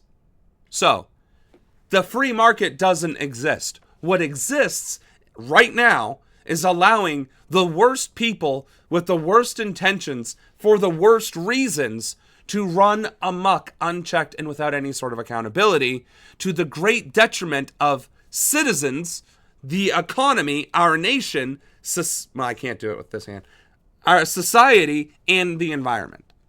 So no, I do not believe in a free market. I 1000% do not believe in capitalism, because capitalism has failed us. It has failed us repeatedly, directly, deliberately failed us, and continues to do so at this very moment. So what we need to do is significantly regulate the free market so that it cannot harm those it is meant to serve. Because at the end of the day, the economy serves the population, the society. It does not serve shareholders or the wealthy elite. That's not the point of an economy. An economy is designed to make things and make things accessible to people and provide services to people that they need and or want to live their lives accordingly. And exploiting them ruthlessly to achieve that goal, while also making every single piece of that economy less and less accessible to a majority of the population, is only going to result in tragedy. So I cannot be more clear that we need to regulate industry, that we need to regulate the economy, and that the free market has failed.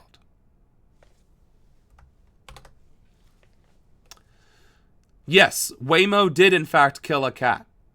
And that wasn't enough to force them to be recalled. It was when they were in the process of almost hitting children at school bus stops, something that a regular driver would receive a felony for. If you drive past a bus, either which way, that has their stop sign open and flashing, that is a felony offense. Not a speeding ticket, not even a misdemeanor, which is a little bit more than a speeding ticket, a felony. And yet, oh, we're just an AI company, don't you know? We're so sorry. Nothing. 19 incidents of felony infractions and nothing other than a recall and a slap on the wrist. Unfucking believable. Not even a fine. Not even a fine. All right. We need some good news. So, good news. The attorney for Kilmar Abrego Garcia tells CBS News that he is officially out of his ICE custody. This after a federal judge in Maryland today ordered that he be released. Jake Rosen joins me now. Jake, this is a breaking news story. Not that the order came down. That happened earlier today, but the release has been achieved. Walk us through what we know. Well, Major, what we know right now is that Kilmar Abrego Garcia is likely on his way out of an ICE detention center in Pennsylvania, potentially going towards where his family lives in Maryland, potentially somewhere else. That we do not know. And this all stems from this ruling earlier today in which a federal judge said that there was no order for his removal, and thus the Department of Justice and Homeland Security cannot continue holding him in ICE detention. We should remind our audience that he was deported to El Salvador as part of those flights back in March. Attorneys representing him, after his wife raised alarms about his whereabouts, said that she had seen him in some of the pictures that were released from the PR put out by the Salvadoran government. And as a result, he was one of very few men who were able to go to court in the United States to stand up for due process. This judge, it only took, as justice moves slow in these cases, 7 or so months to get to this point. It took him being brought back here to face criminal charges, and then it took him being re-detained by ICE after a judge in that criminal case said that the Department of Justice did not have enough evidence that he would potentially be violent if he were to roam the streets or to go back to Maryland, and ICE re-detained him after that judge freed him from pretrial detention there. Which just goes to show, right? One, justice moves at a crawl when it's for poor people, and especially if you're brown. But also, this man was exonerated multiple times by many different judges, to the point where he even got to come back from El Salvador, while the rest of that cadre probably ended up dead or murdered in some form or fashion. Was exonerated again and then still detained because this administration had a vendetta out to make itself look good and save face for not detaining an unqualified suspect. So the federal government can go out of its way to attack you and to target you, but the criminal justice system is powerless to protect you as well from that attack, and only after many months of effort and a damn good lawyer can you finally receive the justice you deserve, which is your fucking freedom. So, my hope is that Kilmar either enters into witness protection or sues the ever-loving shit out of this administration. Of course, if he does that, he might end up dead. But that's unfortunately how corrupt this administration is, and well, we've seen what they already do to him when they found out he was innocent many different ways. So, suffice to say, in a just society, which we are not, in a functioning democracy, which we are also not, Kilmar Abrego Garcia would be able to sue the federal government for violating his rights and devastating his life. But if he tries to do that with this corrupt administration and this pitiful justice system, he might very well end up suffering an even greater tragedy. But that's still great news in the sense that he is finally released, and I hope he is able to, get back on his feet, live some life of normalcy. Maybe he even gets to do the media circuit. That would be outstanding. It would be great if he got to go on the Kelly Clarkson show and tell his story. He needs to do something to protect himself, and whether that's completely shutting off the radar or using this moment to build a platform and celebrity status to advocate against what's happening, one of those two things needs to happen. Well, yeah. I mean, but that's 3 years from now. So that is a significant amount of time for him to struggle with, survival versus, justice. I'll say that this next video is also probably good news. Kristi Noem getting interrupted. Secretary Noem for 5 minutes to summarize her opening statement. Thank you, Mr. Chairman, and thank you, Ranking Member, for holding this hearing today and inviting me to be a part of it. I'm looking forward to discussing the worldwide threats that this country faces and the work that President Trump and his administration does each and every day to make America safe again. I'm very privileged and honored today to have my family with me. I'd like to introduce them to you. Disruptions of congressional business is a violation of law, is a criminal offense under federal law. Audience members are advised to take their seats and maintain order. So, the right to protest shall not be infringed. To air grievances with the federal government shall not be infringed. So, protesting at a congressional hearing is somehow a federal offense when it is literally the definition of the First Amendment right to protest? Interesting how we keep passing laws that violate the Constitution to uphold the Constitution. So, that's not nearly as hilarious as I thought it was going to be. But the power of Christ compels you is kind of funny. That is quite funny. All right. Last Thursday. Oh, a Ukrainian woman is detained by ICE at green card interview at San Diego, which is ironic given how much we're supposed to be standing with Ukrainians and offering Ukrainians our support.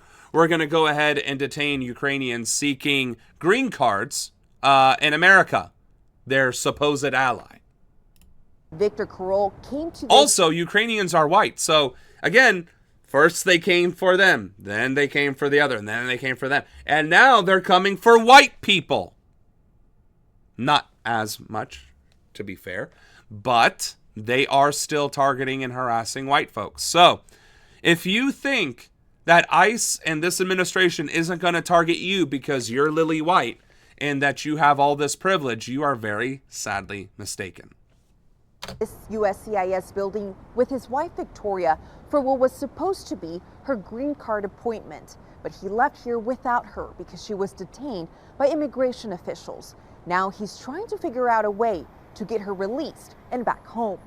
Victor and his wife Victoria have faced many battles together. Airplanes were dropping bombs and missiles, and they sat for like a week in the basement, and then they fled to the other, other part of Ukraine. Victoria arrived to the U.S. in 2022 as a refugee with humanitarian parole, fleeing from the war in Ukraine. She's been by his side when he was battling cancer. She was there for me, when I was in the hospital and in the chemo. On October 2023, Victoria filed for and was granted temporary protective status.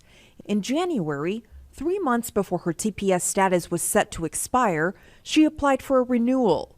According to her attorney, the online portal said a decision on that extension would have been made within 2 weeks. At the end of March, U.S. Citizenship and Immigration Services scheduled Victoria for a green card interview on December 4th. Both attorney and me... So wait a minute, what? At the end of March, U.S. Citizenship... So, at the end of March, they scheduled a meeting for December? 9 months later? That's weird in of itself. But again, she had legal status throughout the entire process because, again, so long as you're in the system, you have legal authorization to be in America. And she's applying for a green card, of all things. And she was already a refugee from Ukraine. The war that we keep giving Ukrainians money for bombs, to fight the war against Russia. We're even targeting Ukrainian refugees. And Immigration Services scheduled Victoria for a green card interview on December 4th. Both attorney and me, we were talking to ICE people, explaining them her status, that it is a perfect status, that she has TPS, she filed for extension, waiting for the extension. I repeated it a couple of times, but they were saying she like her status is expired, so they will detain her. NBC7 reached out to U.S. Citizenship and Immigration Services for comment on this case, and we're awaiting a response. Right now, Victoria's at the Otay Mesa Immigration Detention Center. But Victor says she spent the last 3 days with little to no sleep. She said very harsh and inhumane attitude, and you basically you don't have anything, you don't have phone, you don't have spare clothes. She basically didn't sleep for 3 days. Sunday, he visited her at the Otay Mesa detention facility. He's doing everything in his power, working with their immigration attorney to get her out as soon as possible. Is this complete and utter injustice that is happening to my wife? Victor also hopes she can get a hearing with a judge to get her case resolved. Janet Quesada, NBC. It just goes to show that ICE is literally turning into... I don't know what the department was during Nazi Germany, because you just always call them the Gestapo or the SS or just straight up Nazis, right? So I don't know what department Germany had to deal with their problem. But the way ICE continues to interact with immigrants, with refugees, with just people in general, especially once they are detained, and the inhumane treatment, the inhumane behavior, the inhumane conditions, like that entire agency has such a stain on its honor and its integrity that you almost can't look at it as being a part of the United States government. It just feels so vile. It just seems so out of place and out of touch with the rest of the American departments, right? Like the Department of Transportation, makes sense. Department of Education, the Treasury, Health and Human Services, that makes sense. ICE? I don't know. I didn't realize we needed a Nazi department.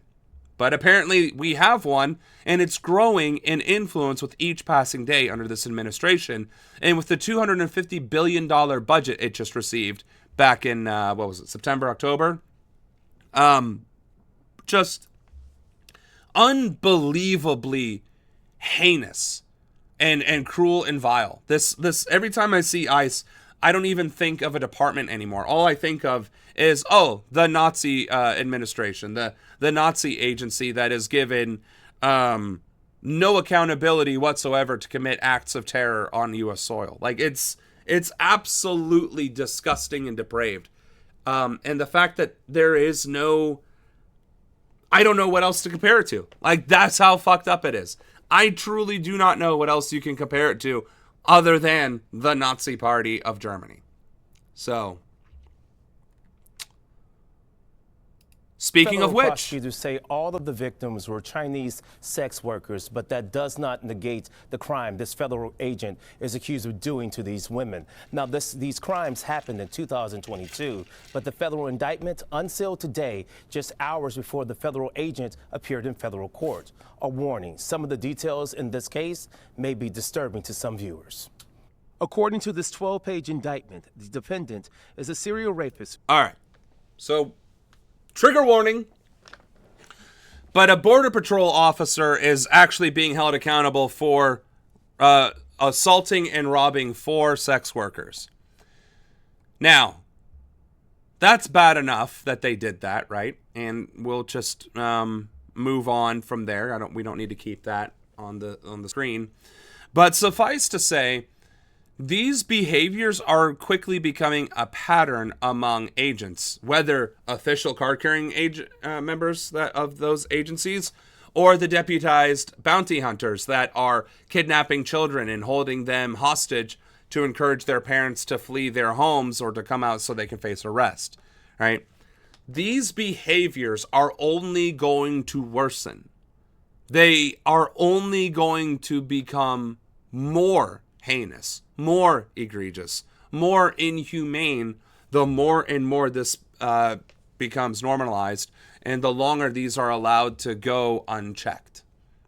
So brace yourselves for these stories not even making it into the news over a certain period of time, because it's just getting out of hand and it's just expected. Yep, ICE is going to violate you if you are a woman, or even if you're not a woman. If you're an immigrant under their detention, just expect to have a little bit of your body being violated. Just what it is now. Can't hold them accountable. And I say it like that because if these are happening at all, if these human rights violations are happening at all, if these brutal assaults are happening at all and nothing is being done about it, then that means they are de facto allowed, if not even encouraged. And given that fear and cruelty is the point, then digressing even further into criminal acts would only reinforce the point. And we cannot tolerate this. We just cannot, as a society, tolerate this. We cannot allow this to become normalized. We cannot allow this to continue.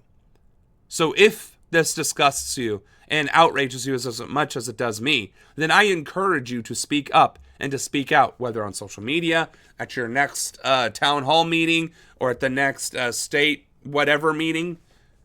Be heard, be loud, be vocal, and stand tall, because that is the right thing to do. And we must stand on the right side of history if we want a country to hold on to. This is Democracy Now! So, speaking of which, and how it's becoming more normalized, and how there's no accountability happening. democracynow.org. I'm Amy Goodman. We look now at how Amnesty International says immigrants held at the ICE jail in Florida, dubbed Alligator Alcatraz, were shackled inside a 2-foot-high metal cage and left outside without water for up to a day at a time. In a new report, they also detail unsanitary conditions, lights on 24 hours a day, poor quality food and water, and lack of privacy. The report is titled Torture and Enforced Disappearances in the Sunshine State, Human Rights Violations at Alligator Alcatraz and Chrome in Florida. We're joined now by the lead researcher, Amy Fisher, Director of Refugee and Migrant Rights at Amnesty International USA. Amy, thanks for being with us. Thanks for joining us from Bentonville. Can you describe what you found? Sure. So myself and colleagues from Amnesty International went to Florida in September, and we were able to have a tour of the Chrome detention facility, and we were also able to speak to a number of individuals detained inside who had also been detained inside of Alligator. I'm just pointing it out there. That's not a detention center. That's not even a prison. That is a straight-up concentration camp. That is the same exact conditions that the Nazis subjected the Jewish people that they kidnapped and tortured in death camps. That is exactly the same conditions.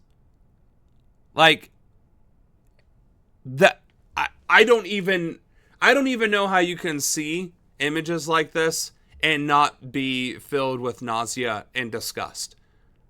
People are being forced to live in actual cages on steel bunks with tents protecting them from the weather conditions and the environment, which is to say, not at all.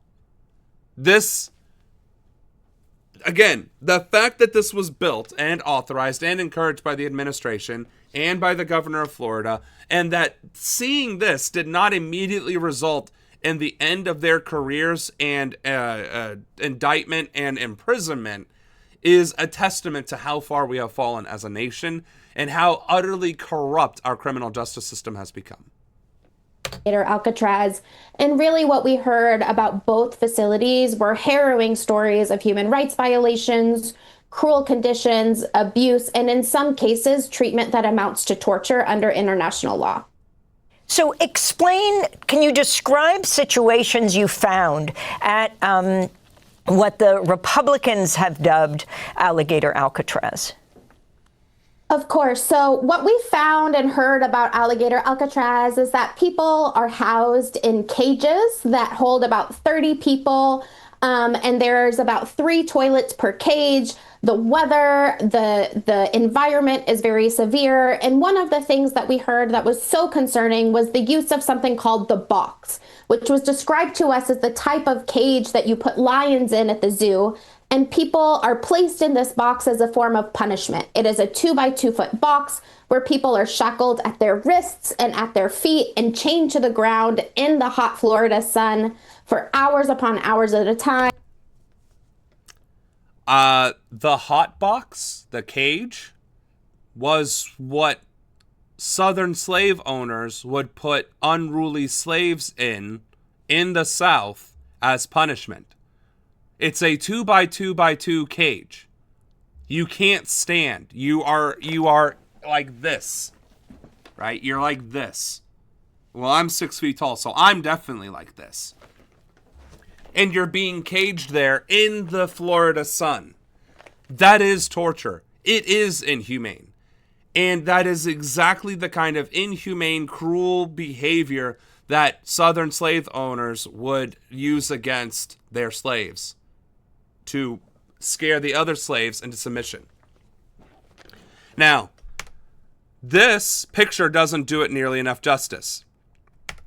Let's hear her explain how big this was again. The environment is very severe, and one of the things that we heard that was so concerning was the use of something called the box, which was described to us as the type of cage that you put lions in at the zoo, and people are placed in this box as a form of punishment. It is a 2-by-2-foot box where people are shackled. Yeah, it's a 2-by-2-foot box. Now, I guess she didn't say and 2. So, okay. So let's just say it was width, right? So 2 feet. Do I have a tape measure down here? I thought I did actually have a tape measure down here.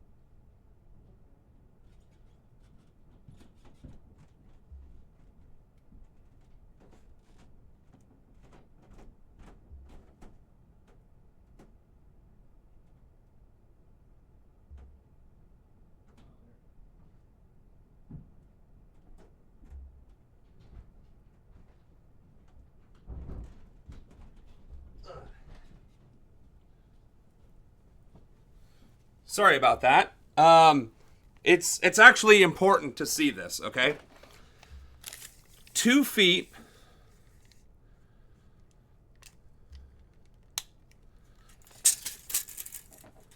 This is 2 feet. And in fact, I think when I did 2 feet, it was this. So, when I said 2 feet earlier, like that, that was actually about 2 inches bigger than 2 feet. Okay? So a 2 foot, like 2 feet, would be essentially a little bit wider than my shoulders. By a little bit wider than my shoulders. Now, depending on how high this box was, would be the main takeaway, right?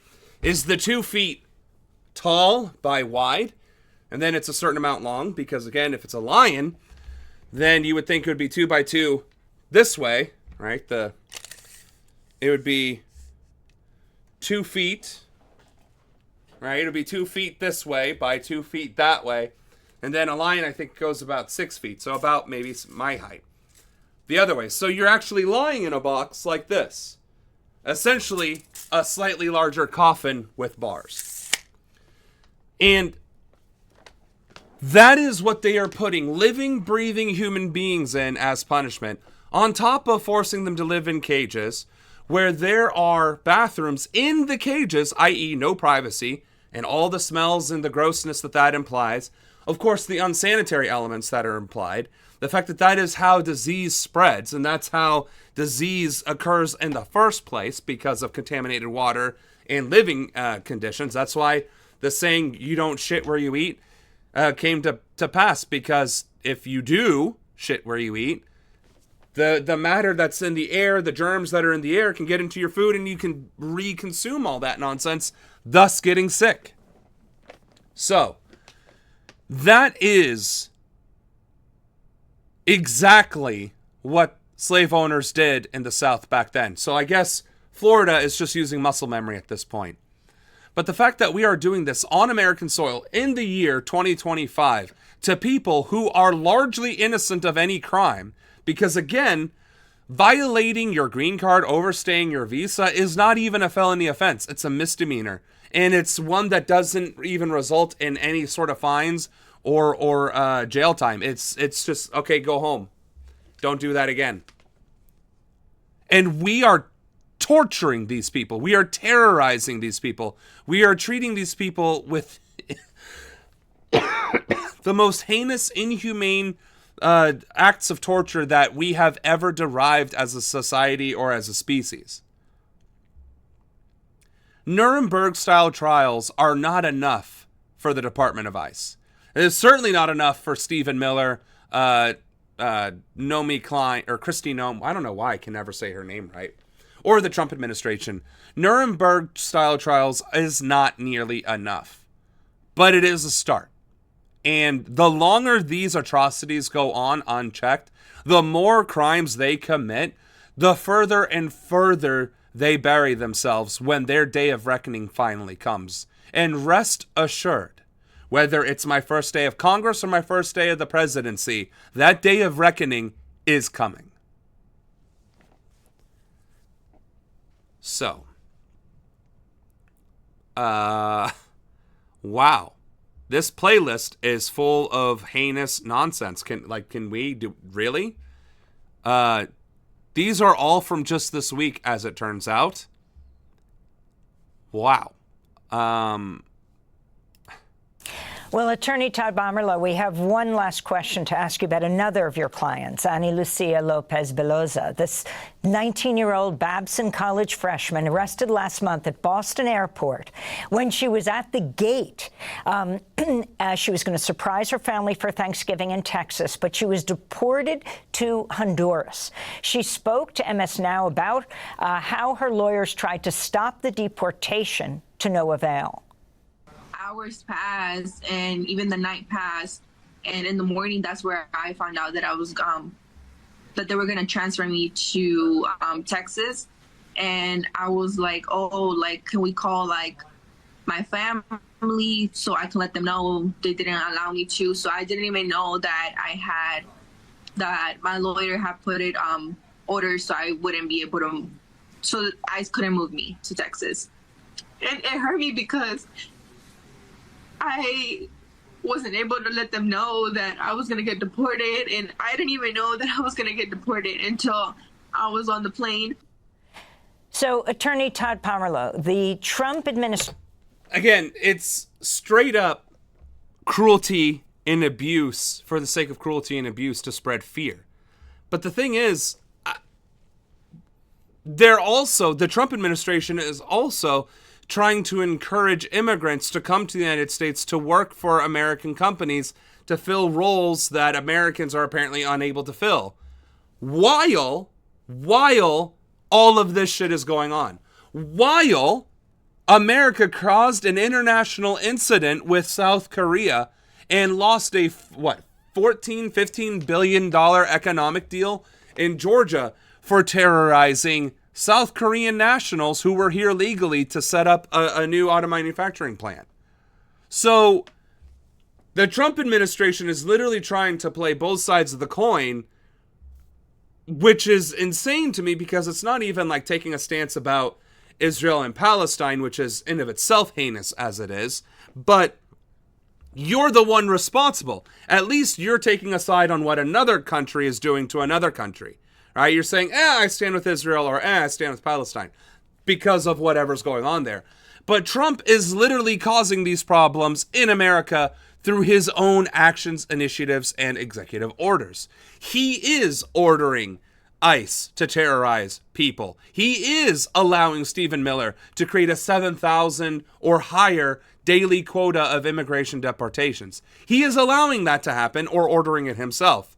Meanwhile, in the same context, trying to encourage immigrants to come to America.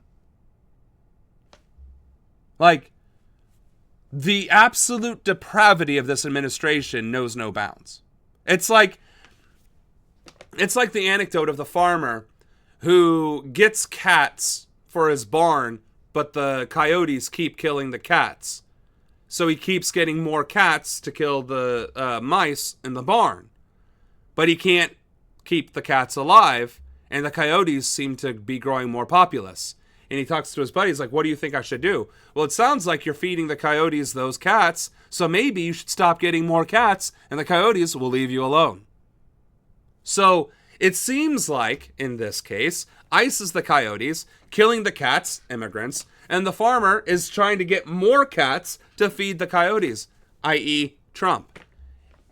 But instead of trying to resolve the issue, the point is to feed cats to the coyotes. And we cannot stand for this. We just cannot. Administration says your client missed multiple opportunities to fight a removal order, but she came to the U.S. as a 7-year-old asylum seeker. DHS spokeswoman McLaughlin said she received full due process, but she was unaware of her prior removal order. Is that right? Before being detained. And what did the judge say about not deporting her?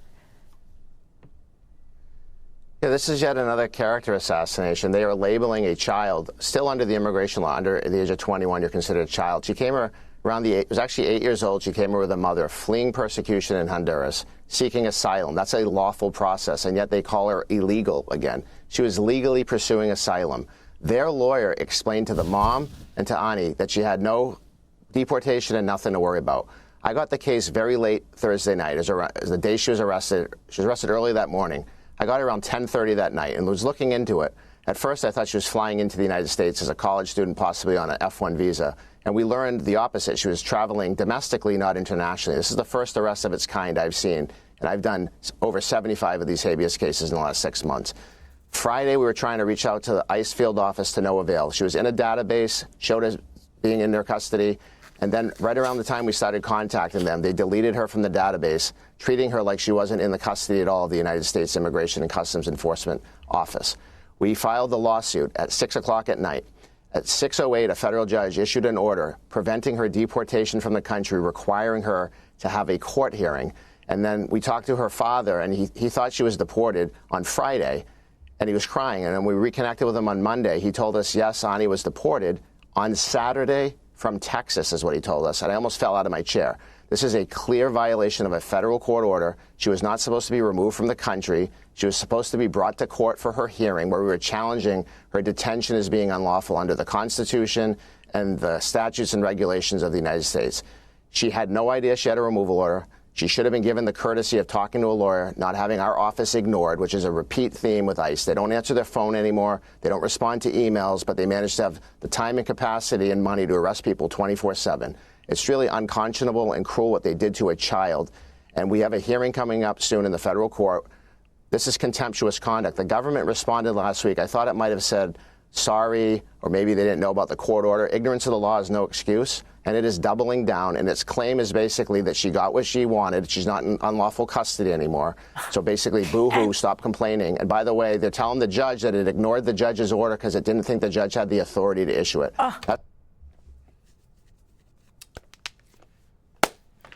So ICE, first of all, this guy is clearly reading from a teleprompter. I wish I had one. I need to get one because I need to practice using one, but neither here nor there. The timeline of events and the blatant disregard that ICE is treating the entire justice process, right? The entire process is being ignored by ICE. They're ignoring lawyers. They're not responding to requests. They are not even utilizing their databases accordingly. They're pressuring detainees to sign things or to admit to things or to claim things that they are not legally obligated to or that could have legal ramifications. And then when court orders such as judges come down the pike, they ignore them and state unequivocally in writing in an email from an official government address that they don't believe that the federal judge has the authority to stop a deportation. This entire agency, whether bounty hunters or officially gone through the program agents, do not respect the government. They do not respect due process. They do not respect the Constitution or the judiciary. They do not respect any part of the actual rules and laws that govern their activities. The only thing they care about is terrorizing immigrants in every possible way they can, and doing what they feel is necessary, which is terrorizing them and deporting them to God knows where. Or, I'm sorry, trafficking them to God knows where after kidnapping people in broad daylight. This lack of accountability is unconscionable, and the fact that it goes... I was in the military. I was in the Air Force. I could only imagine how fucked I would be if my commanding officer told me to do something and I looked them dead in their eyes and typed in an email, "You don't have the authority to tell me what to do," so I did what I wanted to do anyway. There is no fucking way I don't end up with a court-martial. There is no way I don't end up in Leavenworth making big rocks, small rocks, and then small rocks, smaller rocks. There is no way that any agency or federal department could get away with what ICE is doing. Much like there is no other country that can get away with what Israel is doing.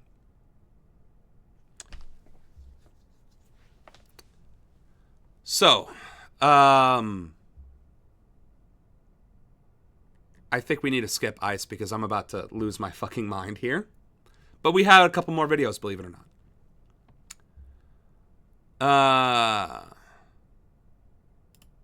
All right. Tonight, a plot. So, you might be asking me, Sam, you are a political streamer. You are also a candidate for Congress, and you keep talking about how you're going to be president one day.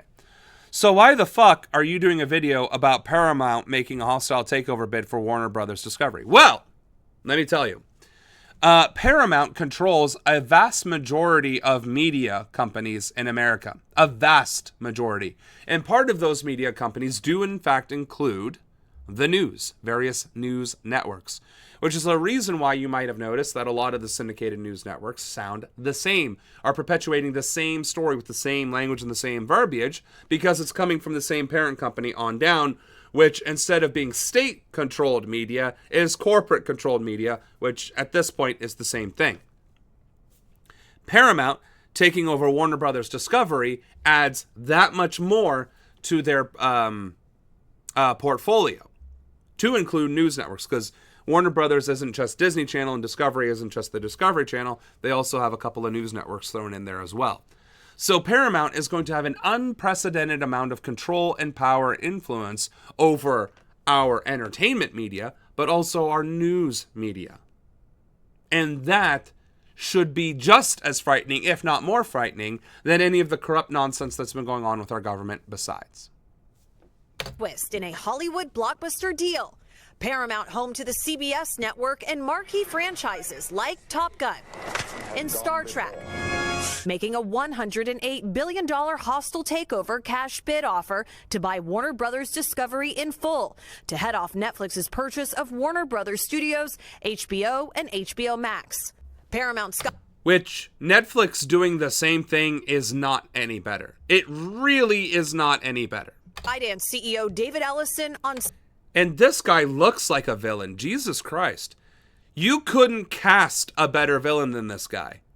Like, there are actors who play villains who do not look as villainous as this fucking guy. Jesus. CNBC today making his case. We are offering shareholders $17.6 billion more cash than the deal that they currently have signed up with Netflix. The offer from Paramount comes after President Trump said he would personally be involved in the decision on if the Netflix deal should be allowed to go through, and today said both companies' offers should be examined. If we're actually going to enforce antitrust laws, neither of these deals should be allowed to go through because it consolidates the industry far more than it ever should have been to begin with. Quite frankly, this should have been a kibosh put on several trades and mergers ago. But the fact that it's getting to the point where there's only like one or two major players left is exactly why antitrust laws were filed to begin with and anti-monopoly laws. So the fact that Trump's going to get involved should basically be translated as whoever gives me the biggest bribe is going to get the go-ahead to allow this merger to go through. We have to see the Netflix percentage of particularly great friends of mine. Trump saying he met recently with Netflix co-CEO Ted Sarandos before the streaming giant made its offer that would combine the home of Stranger Things and Bridgerton with Warner Brothers Golden Globe nominees like Sinners and White Lotus. We should always live like this. Today's move was entirely expected. We have a deal done, and we are incredibly happy with the deal. We think it's great for our shareholders. We think it's great for consumers. Today, Warner Brothers Discovery said it will carefully review the Paramount offer and advise shareholders within 10 days. Do you think it's going to get even uglier? Because this seems like it's getting pretty messy. Depends a little bit on how Warner Brothers responds. It could definitely get uglier because it seems like Ellison doesn't want to go down without a fight.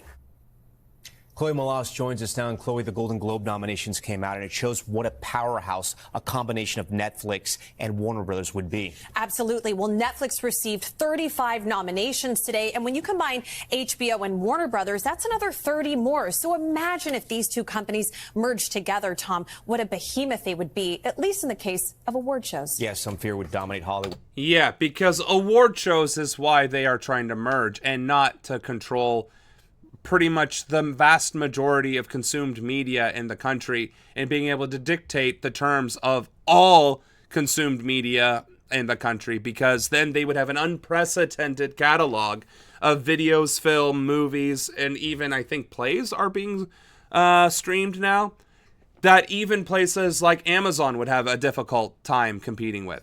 And Netflix was a dominant player in the streaming sector for decades. And then other companies started entering into it and tried to compartmentalize their IP or their works from Netflix. And now Netflix is playing an even bigger game by buying them back and saying, all right, fine, you can play that game, but now I own you, and I'm telling you we get to have this. On top of, now we have this much more resources, this much more influence to dictate our terms.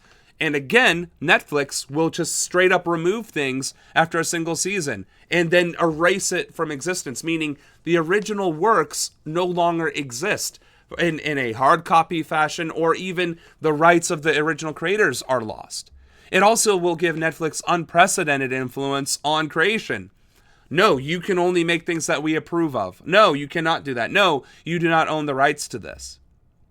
So not only is IP impacted from the sake of an entertainment point of view, but then you're also adding in news networks, ABC, NBC, right? Those were the two big ones that they mentioned. And of course, this is coming from NBC News. If NBC News is owned by Netflix and Netflix then owns additional news networks, Netflix can dictate the news to Americans, to the world. And honestly, the only thing more dystopian and terrifying than a fascist dictatorship is a conglomerate. An actual, what do they call it? It's not a kleptocracy, I don't think.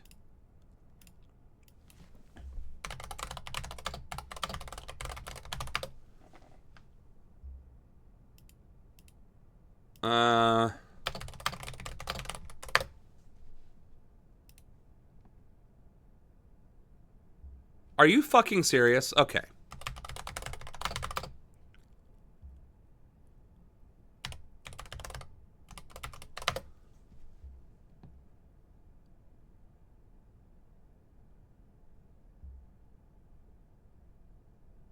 Okay, so is it corporatocracy? I thought there was a different word.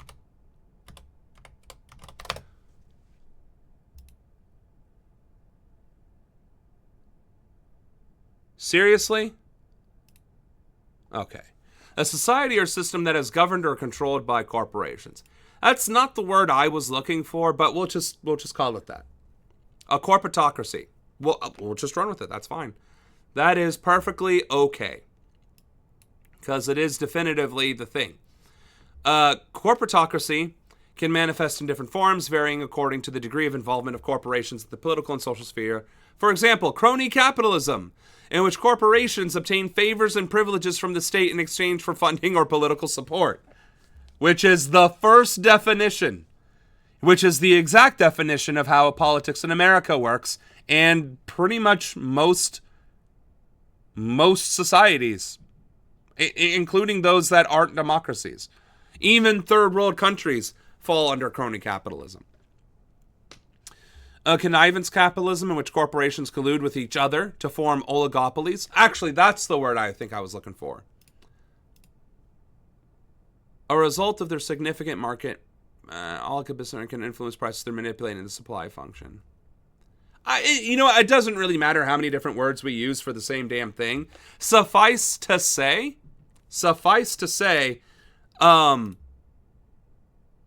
we are closer to an, oligopoly than we are to anything else in this country. No, we are a fascist country right now. That is true. We are 100% fascist right now. But we are also teetering on the edge of turning into an oligopoly if these mergers are allowed to continue, and the president, who is again a CEO of his own industries and is again currying favor through bribes as his position of a president from corporations, it's only setting the stage to go to using fascism as a stepping stone into oligopoly, which there is no political revolution at that point. There is no uprising. There is no activism or protesting at that point, because a company is not beholden to the Constitution the way that the government is beholden to the Constitution, because again, corporations are being treated as people. And if corporations then become the authority, they can undermine or outright ignore the Constitution through the same methods that the current government is ignoring and undermining the Constitution. Except even the government wouldn't be able to do anything about it, because the oligopoly would own the fucking government.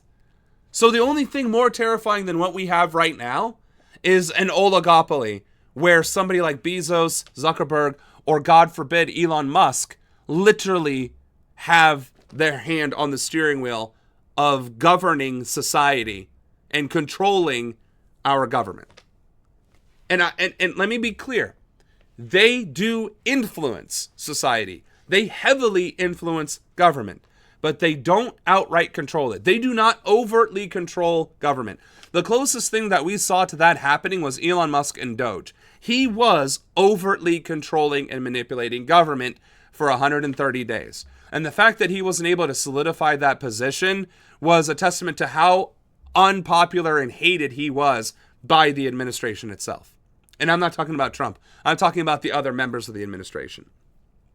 Had Elon Musk not been a virulent piece of garbage, he might have been able to force his way into the administration, maintain his role in the government, and supplant Donald Trump from the presidency. We were that close from it happening, but Elon Musk was that much of a piece of shit. A Jeff Bezos or a Mark Zuckerberg might have pulled it off. And the longer this administration continues acting the way that it does and opening the doors to billionaires with direct contact and involvement in our government, the closer we come to even something worse than what we have today, which would be oligopoly. So Trump just posted he pardoned Tina Peters, even though he actually didn't. Because she is in jail for state crimes, not federal, the pardon only exists on Truth Social. Outstanding. Our dear leader.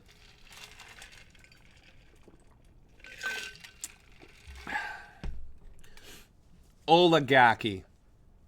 Trump's chief of staff hates Elon. Go Susie.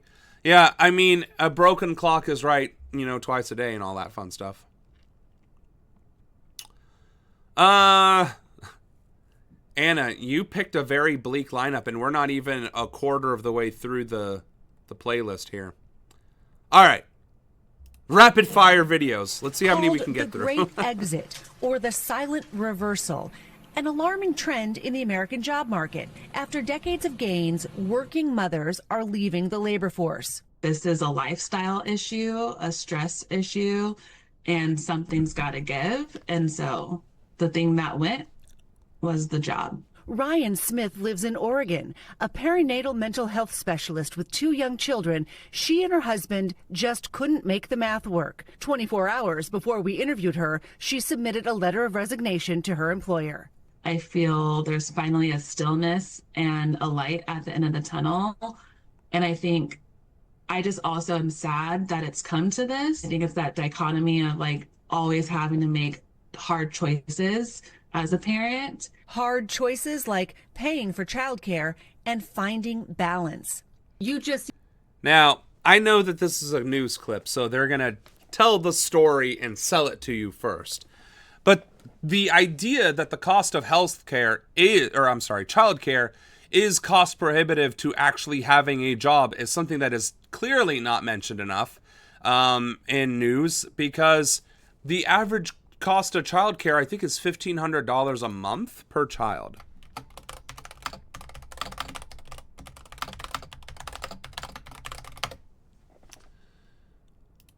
So AI in 2021. So 2025 would be a better one. Although that's also since January, which is also not accurate, I would argue. Yeah, January 2025. That's that. Anyway, compared it to 2024, where's the 2025 number? So they're saying 22% of their household income on childcare, meaning take-home pay. Now, the average cost of rent is around 50% of average people's income, or more, which means a quarter. So they're already spending half on housing, not even utilities, just housing.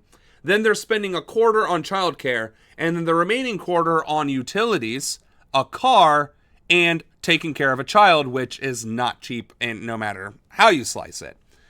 There is no way that those numbers, that those proportions add up to anything other than a struggling economy and a abject reason as to why people aren't having kids. That's why people aren't having kids. It's 22% of our income on top of the 50% of the income for our housing. 75% of our income goes to simply existing and having a place to exist. The other 25% goes to surviving, living, or being able to go back and forth to work. So if you want to increase child birth rates, you need to A, make it affordable, and then B, accessible. And that's just not happening. It just straight up isn't. But we'll put that under stream links.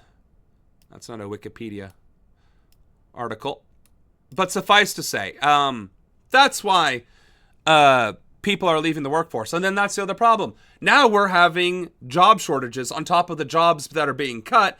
What jobs are remaining are losing people just as quickly. So we're having a multiplying downward spiral that is completely exacerbating itself from many different directions because corporations and shareholders want to make a quick buck rather than, I don't know, keeping an economy afloat, which is, again, why I said earlier, I do not believe in the free market or capitalism because this is the end result of unregulated free market capitalism. Right here. People can't work, people can't have kids, society crumbles and dies. Or previous, the Paramount thing. Corporations consolidate into megaopolies, whatever the fuck, into mega conglomerates, and then control everything anyway, and then subjugate the entire population into servitude. So no. And it's not even exaggeration. That is literally what we are doing right now. That is literally what we are witnessing right now. That people are being crushed, hand over fist, forced to live in poverty while still working and still struggling.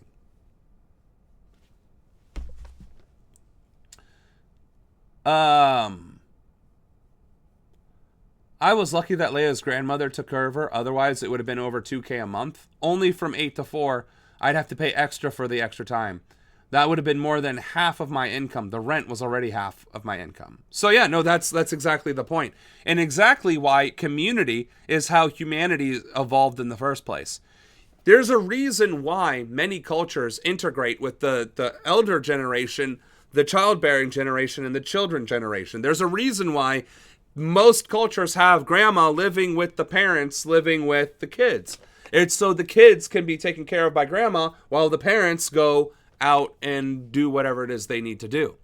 And the fact that our society is focused so heavily on separation and rugged individualism and forcing every individual to pay for every individual thing individually destroys the idea of communism. Well, it does destroy the idea of communism, but also community, which is what I actually meant to say. Freudian slip. So yeah, having a support system is becoming more and more important and more necessary as society continues to degress and regress to this barbarism, like this barbaric reality where only the haves get to have and the have-nots have to suffer in silence. Well, there will come a critical mass. There is always going to become a point in which too much suffering has been felt by too many people, and unfortunately, that hasn't happened yet. But it's coming, and when it does, I only hope it happens in a way that we can recover from it rather than suffer further. All right. Rapid fire videos. All right, here we go. Republicans are warning they could lose more special election seats like the one in Athens yesterday. Democrat Eric Gissler will replace Republican Marcus Widower after voters in a special election actually flipped that seat. 11 Alive's Doug Richards looks at what happened and why. Republicans at the state capitol drew the boundaries of the 121st House district to favor a Republican candidate. Tuesday, a Democrat surprised them. Athens is the poster child for gerrymandering in the state of Georgia. Eric Gissler knew the odds were against him. He was an underdog Democrat running against a Republican in a Republican legislative seat rooted in Watkinsville and part of Athens. I talked openly about policies that I think are really nonpartisan for the most part, that appeal to everyone. And the people who listened it seemed to resonate with them. Gissler ran on health care affordability, inflated grocery prices, and election integrity. Though Republicans easily won the district in 2024, Gissler squeaked past a Republican Tuesday. It signifies the gravity of the situation that we're in right now. We're in a code red. Republicans need to take heed, says Northwest Georgia District Chair Jackie Harlan. Her district covers Marjorie Taylor Greene's turf. The Republican Congresswoman says she plans to resign, resulting in a special election to replace her early next year. Harling says too many Republicans want to replace Green in next year's jungle primary. You don't want to split the vote 20 ways. I appreciate everybody that wants to get involved. But the fact is, it could end up making a Democrat win this. A special election presents an opportunity because there is lower turnout, and it really comes down to who can get their voters out. Which just goes to show what we were talking about earlier with Indiana. Just because you gerrymander the shit out of a district doesn't guarantee you win. If anything, you erode what power and control you have in that district. Secondly, running on racist, just heinous terrorism of immigrants and rampant corruption on the behalf of rich people is not a resonating message, because now people see what Trump was talking about. We're going to make America great again and America first by terrorizing immigrants and just selling the White House to the highest bidder every single chance that he can get. Also taking away your health care, also deregulating the economy and derailing it into causing rampant inflation across every single sector that people rely on.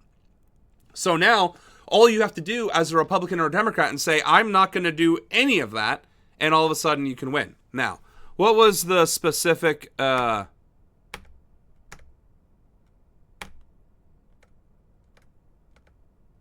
did he say? Oh, here we go. So, the policy positions that he ran on specifically were healthcare affordability, and I'm going to write these down for my own personal use, because healthcare affordability. All right, what do we got here? On healthcare affordability, inflated grocery prices. Oh, so healthcare affordability, one phrase. Inflated grocery prices. And election integrity. Now, granted, what may have worked for him may not necessarily work for me. For one, I don't think election integrity is that big of a problem in Ohio, or this district for that matter. But healthcare affordability sure as shit is, as well as inflated grocery prices. So again, focusing on local politics and local economic concerns is apparently the pathway to success in the upcoming election cycle. And those were always things that I supported in the first place. So, all of that to say that the Republicans and general elections broadly are going to not go the way they think they are. I still don't think it's going to result in a blue wave, because eventually Republicans are going to get smart to the whole, oh shit, we got to talk about the economy and not doing whatever is going on right now, so that we can at least save face, get reelected, and then continue doing what we're doing, right? We just need to lie to the people enough to convince them that we won't do the thing that we're obviously going to do. And it's a question of how well they can pull that off. But hey, there's another flip. So we had some pretty interesting election results down in Miami, where Democrats were able to flip the mayoral race, which has a lot of interesting potential political dynamics. We have the perfect person to break all of this down for us. Juan David Rojas is a columnist for Compact Magazine. He's got a new piece up there about exactly this. You can put that up on the screen. The headline is How the GOP Lost Miami. And he is also the author of the fantastic Substack, Social Democracy with Populist Characteristics, exactly our kind of guy. Great to see you, Juan. Good to see you, dude. Thanks for having me back on, guys. Okay, so how did the GOP lose Miami? Well, there's, like any election, there's both local and national dynamics. On the one hand, oh, wow, I was actually really impressed just to see Miami voters rebuke, like, the city establishment, which is extraordinarily corrupt, reaching new heights under the current administration of Francis Suarez. Right, we covered that earlier, the fact that the Miami mayor, council, whatever, were trying to change the date of elections so that they could steal another year in office, and then change the rules altogether for how long the mayor would serve, while also preventing people from voting at all. Like, literally trying to steal an election and a term all at once. So, if I remember that correctly, which I think I actually do. A primer for those who aren't familiar. Actually, I think you guys covered this. back when in 2021, he like during the 2021 July protests in Cuba, like got on top of a car or like a van and called for airstrikes on Cuba. Oh God. You know, he's this like oligarch bro. Okay, well, they're doing the entertaining interview thing. Suffice to say, Democrats flipped that seat, and honestly, I wonder if that's less of supporting the Democrat and more so a rebuke on the blatant, just breathtaking corruption that was in that chair to begin with. I think it's more, again, I think the fact that Republicans are losing elections are less support for Democrats and more a rebuke against the current Republican administration and policy platform. I don't think Democrats have a better platform or better policies. They are certainly not better liked. Every single poll has the Democrats at or below wherever Trump is. So I don't think Democrats are winning. Again, these aren't establishment Democrats that are winning elections either. These are regular people who are standing up to corruption and establishment policies and politics. So they happen to be running as Democrats. I think that's what we're going to be seeing a lot more of. Everymen running for office and winning, regardless of their party, by going up against establishment candidates. I think that is actually the ticket to success this go-around. All right. This is Democracy Now!, democracynow.org, the War and Peace. Oh, wonderful. The domestic terrorism memo, which parrots the executive order that says you can be charged for being anti-American, anti-capitalist, or anti-Christian. Well, I have been very anti-capitalist this stream, so I guess we'll find out how much teeth that actually has. This report, I'm Amy Goodman. Attorney General Pam Bondi's ordered the FBI to compile a list of what the Justice Department is calling domestic terrorist organizations. Last week, Bondi sent a memo to all federal prosecutors and law enforcement agencies targeting a wide range of people, including those who hold what she calls, quote, extreme views in favor of mass migration and open borders, adherence to radical gender ideology, anti-Americanism, anti-capitalism, or anti-Christianity, unquote. The memo also targets people who show, quote, hostility towards traditional views on family, religion, and morality, unquote.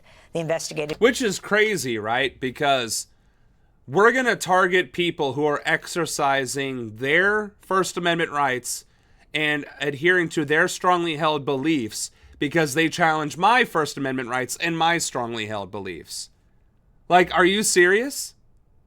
Again, Nuremberg-style trials is not going to be enough for these people.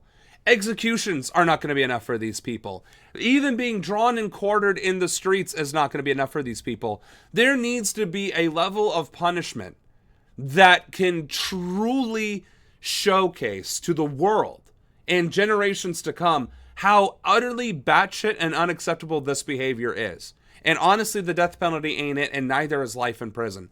We're going to have to invent a new form of a judicial punishment to highlight the atrocities that are being committed and the violations against our Constitution by this administration.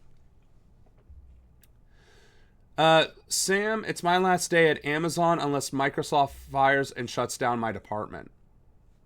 How would Microsoft firing your department save your job? Wouldn't that fire you anyway? But that's unfortunate because, yeah, with the job market being what it is and Amazon talking about laying off people in favor of AI, as well as even just picker packers by replacing them with robots, I can imagine that is not good, especially considering we've lost thousands, tens of thousands of jobs month over month for the past 4 months now. A very scary time to be unemployed in America, for certain.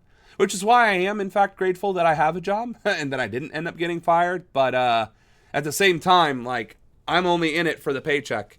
Like, my skill set and my own work ethic is going to be limited to just doing enough to maintain my employment because the job market is, in fact, disgusting out there. So, True Steel, I do hope you explain your comment a bit further. Ah, Jesus. This is the one that I said we should do today, but that doesn't mean I want to hear him say it. Not enough, Ryan and Emily, for you today. You can see us. You see, we will be apocalypsers. Robbie Suave and Elizabeth Nolan obviously arguing that big tech does more harm than good. We can put the details down in the left, so come join us if you're be sold out. Ryan is just it's going to be fun. All right, so today's show, Donald Trump sat for an interview with Dasha Burns at Politico that has just spawned several different news cycles because he said all kinds of things like the economy is an A++++++, but also just called European leaders weak and has a new national security strategy that is circulating. It's a PDF. You can read it yourself. So we're going to dive into that. Jon Stewart went deep on the Venezuela crisis, and it's a masterpiece. It's pretty good. It's pretty good. And then we're going to talk about a little bit about tariffs, Trump's thoughts on where the Holy Christ! Can you fucking get to the point? You got a clip you're going to want to stick around for, but pretty interesting report that puts some numbers on the realignment phenomenon and the class base. All right. Well, let's get started with Go. This is going to be A1. How involved are you going to get? I mean, what the fuck is up with breaking points? 3 minutes and 30 seconds to get to the goddamn point. I caramba. We see you getting involved in European I want to elections, run the for United example? States. I don't want to run Europe. I'm involved in Europe very much. Might you endorse NATO candidates? calls me daddy. I mean, I have a lot to say. I just think he's... Ah, gross. Okay, so he actually is brazen enough to say that. Meanwhile, NATO is negotiating with Ukraine to stop the war with Russia and is trying to also take up the burden of military support that America, through the NATO treaty itself, was supposed to provide. Meanwhile, Trump is also tariffing the shit out of Europe, and Europe is trying to deal with the fallout from that as well. And Trump is just blatantly and brazenly insulting what should be our allies. Okay, Anna made a fashion critique. I think Emily is wearing an ugly sweater. I think that's what that's called.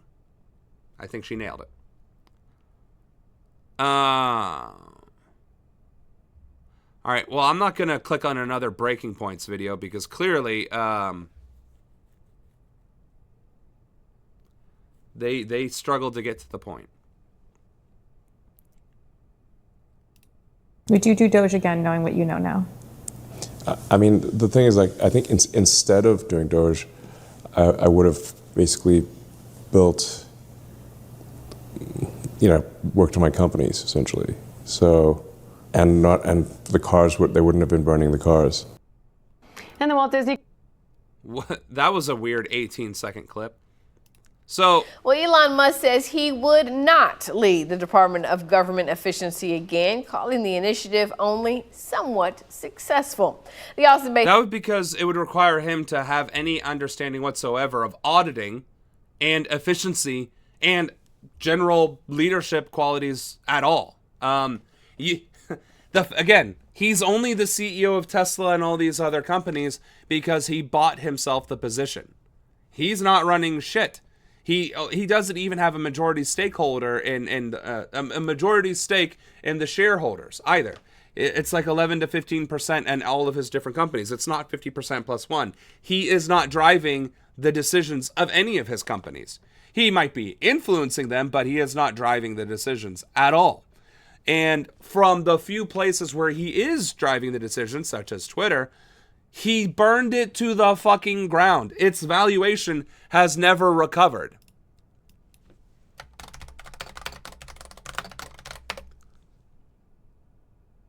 Oh, so it's no longer publicly traded, which just goes to show that he's hiding the true value of Twitter now. After buying it for $44 billion and crushing it by 80% in valuation through his own stupidity. So anyway.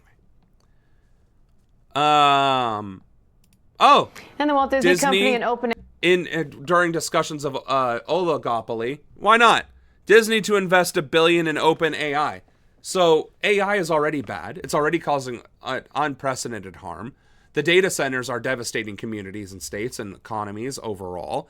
And now Disney's like, you know what would be great if we just threw more money at it. AI have agreed to a 3-year deal allowing users to create short social media videos using Disney characters. The deal will grant users of the... That is a terrible idea on so many levels. For one, this is going to backfire immensely because children are going to see Mickey Mouse or Goofy or whatever else, and they're going to think it's going to be some cutesy little Disney clip, and it's either going to be hardcore porn, it's going to be something extremely vulgar or violent, or it's going to be something just terror and horror filled. Like, creators are not going to make cutesy little what if scenarios about what if Prince Charming didn't kiss Snow White and instead shook her awake, right? It's not going to be anything like that. No, it's going to be Pornhub or it's going to be slasher films. I just, oh, good grief. That is such a terrible idea. That is such, oh my goodness. That is such a terrible idea. Such a terrible idea. Let's hear from Maduro about the oil tanker that was seized by the U.S. off the coast of Venezuela. Satellite imagery and shipping data obtained by CNN show it concealed its true location while docked at a Venezuelan oil terminal last month. Its transponder indicated it was hundreds of kilometers away in Guyana. U.S. Attorney General Pam Bondi released a video of U.S. military personnel seizing the ship in what marks a major escalation. President Donald Trump's move against Venezuela's president and its government. Bondi says the tanker has been under U.S. sanctions for years for involvement in an illicit oil shipping network. Venezuela's government calls the seizure an act of international piracy. Which is exactly what it is. Let's be very clear. It is 100% an act of international piracy. Secondly, how can you sanction a very specific ship? And how do you know it was that specific ship in the first place? Also, even if the ship was concealing its location, it was probably to avoid getting pirated by the United States. What the fuck? President appeared unfazed. Don't worry. Be happy. Okay, I can hear myself, guys. All right, President Nicolas Maduro singing "Don't Worry, Be Happy" at a rally Wednesday, telling CNN his message to the U.S. is peace above all else. We've got Elena Treen collecting us from the White House, and Stefano Pozzebon is in... I mean, I'm surprised that's the only part of that clip that they choose to show us, but again, it wouldn't be CNN if they weren't trying to pass state propaganda.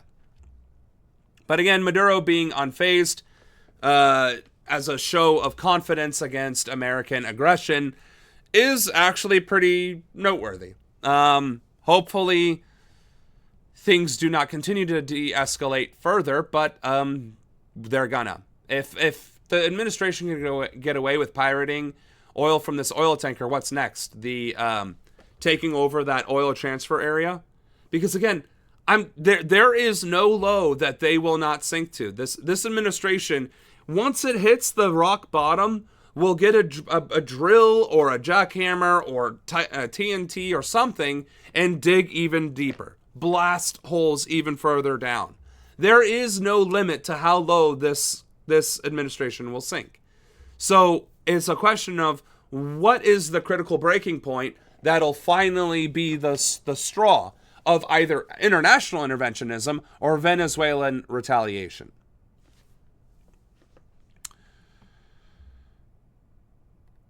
Here we go, blatant theft. This morning, Venezuela responding after U.S. forces. We've just seized. Venezuela has the largest proven. This might be the start of it. As the tanker was used to transport. Sanctioned for its role in helping to fund terrorism. Trump recently saying this about Maduro: potential conflict. How the fuck are you going to say that this video is about Venezuela calling the seizure blatant theft and then not give Venezuela a single second of airtime? Are you fucking kidding me?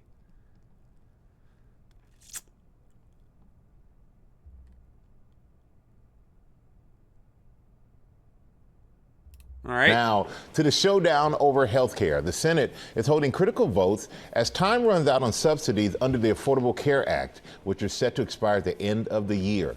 If Congress doesn't act, premiums could increase drastically for more than 20 million Americans. Jay O'Brien is on Capitol Hill with the latest for us. Good morning, Jay.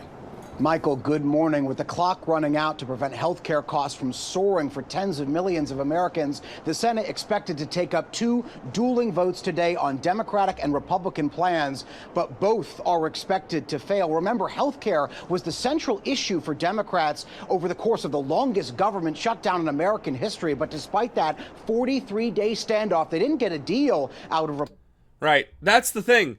After a 43-day standoff, Democrats got nothing and ended the deal anyway, with promises of having talks about healthcare, which I guess they're getting. They are technically talking about healthcare, but they're still not coming to any sort of agreement. Meaning, these Democrats sold out the American people because they had nothing to lose. Their positions, rather. They didn't have their seats to lose. And they know that within enough time, 4 or 6 years, Americans will have forgotten about this shutdown and will vote for them or whatever else with a new bias and not this one. But here's something that isn't being mentioned. The Obamacare subsidies might be directly impacting 20 million people, but it is also affecting the insurance market as a whole. Meaning, if you think insurance premiums are high now, imagine when there aren't subsidies anymore, meaning these insurance companies were relying on those subsidies and that customer base to offset some of the losses or gains or whatever else.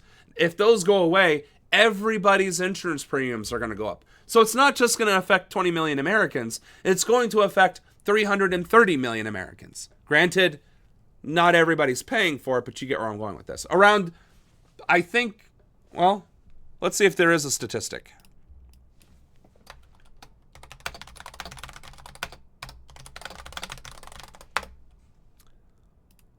%66% having primary coverage.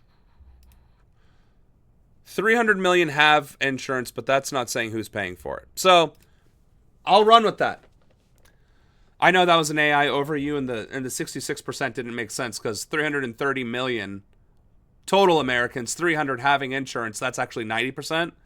So 66% would be, closer to 270 million, like I was saying. So 270 million Americans are likely about to see their insurance premiums skyrocket because now there is no shortstop, there is no regulation, there is no wall to keep it from, skyrocketing. And I don't think that is being discussed at all, let alone enough. If you want to end on a lighter note, please go to the last video on the list. I would really like to, please. Thank you.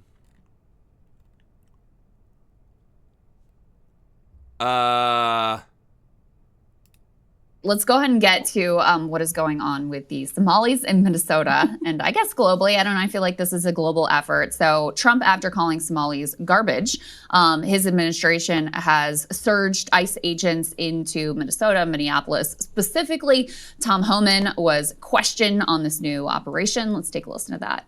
That Somali community in Minnesota is about 80,000 people. The vast majority are U.S. citizens or legal residents. So what is the reason for sending ICE there? Well, look, we also know there's a large illegal Somali community there. There's illegal alien community, large illegal alien community there. Look, if you're a U.S. citizen, you have nothing to fear. The president said, if you're innocent, you have nothing to fear. Let the police talk to you and question you and go through your phone and your personal stuff and this, that, and the other. Also, again, you could not cast a better villain than this guy. Just a slovenly mass of flesh with no soul or conscience whatsoever. But how is this a lighter note? We know that ICE has, discriminated by color and by their 5%. Yeah. U.S. born, 38.8%. Yeah. Population here is you had a civil war in Somalia. war? And the answer, of course, would be yes. And the question, as a pawn and a plaything during the Cold World Bank, to authority. You and Saga are pretty much on. That's not a lighthearted video if I have to jump around for it and it isn't separated by chapter. So, do better. I will, however, say this. This seems to be a high note. The streets of Yangon in Myanmar are quiet.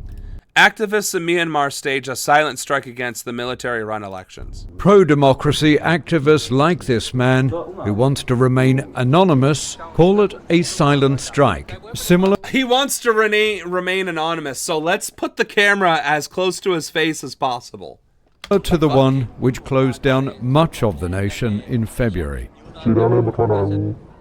If you cannot go to the front lines, if you cannot fight them physically, then doing what you can from behind the scenes, just by staying inside your home, is a form of rebellion.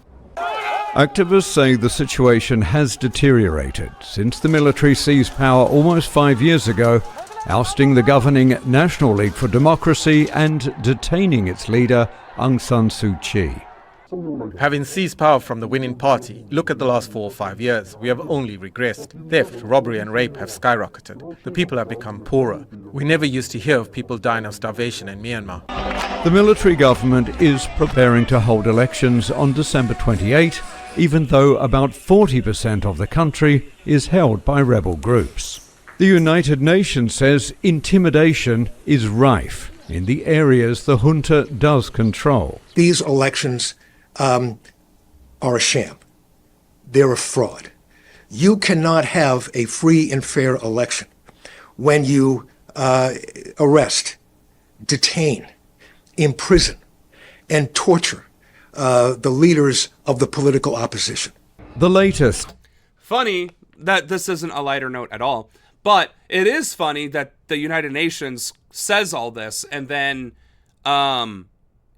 the American government is literally targeting Democrats, redistricting Democratic districts, sending ICE agents into Democratic cities because of a specific elected Democrat and her nationality. Like, the whole free and fair elections thing is we aren't it either. Like, America is very much so not, because the governing administration, the governing regime, is targeting political opposition deliberately, directly, and overtly. So, I don't know if that was a lighter note. It definitely probably isn't, but it's the end note.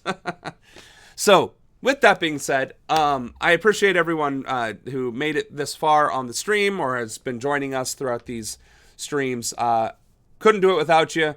I truly hope to see you next week as well, Tuesday through Thursday, as we continue, for now, reporting on the fall and decline of the American empire, but also in the hopes of building a platform and a network with which to fight back against the declining American empire. So, my name is Samuel Ronan.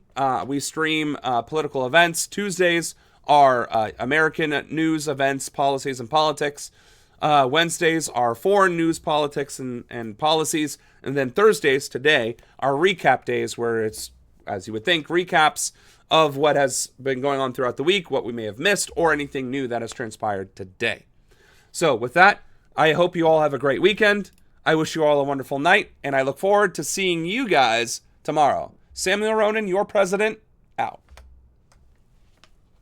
Next week.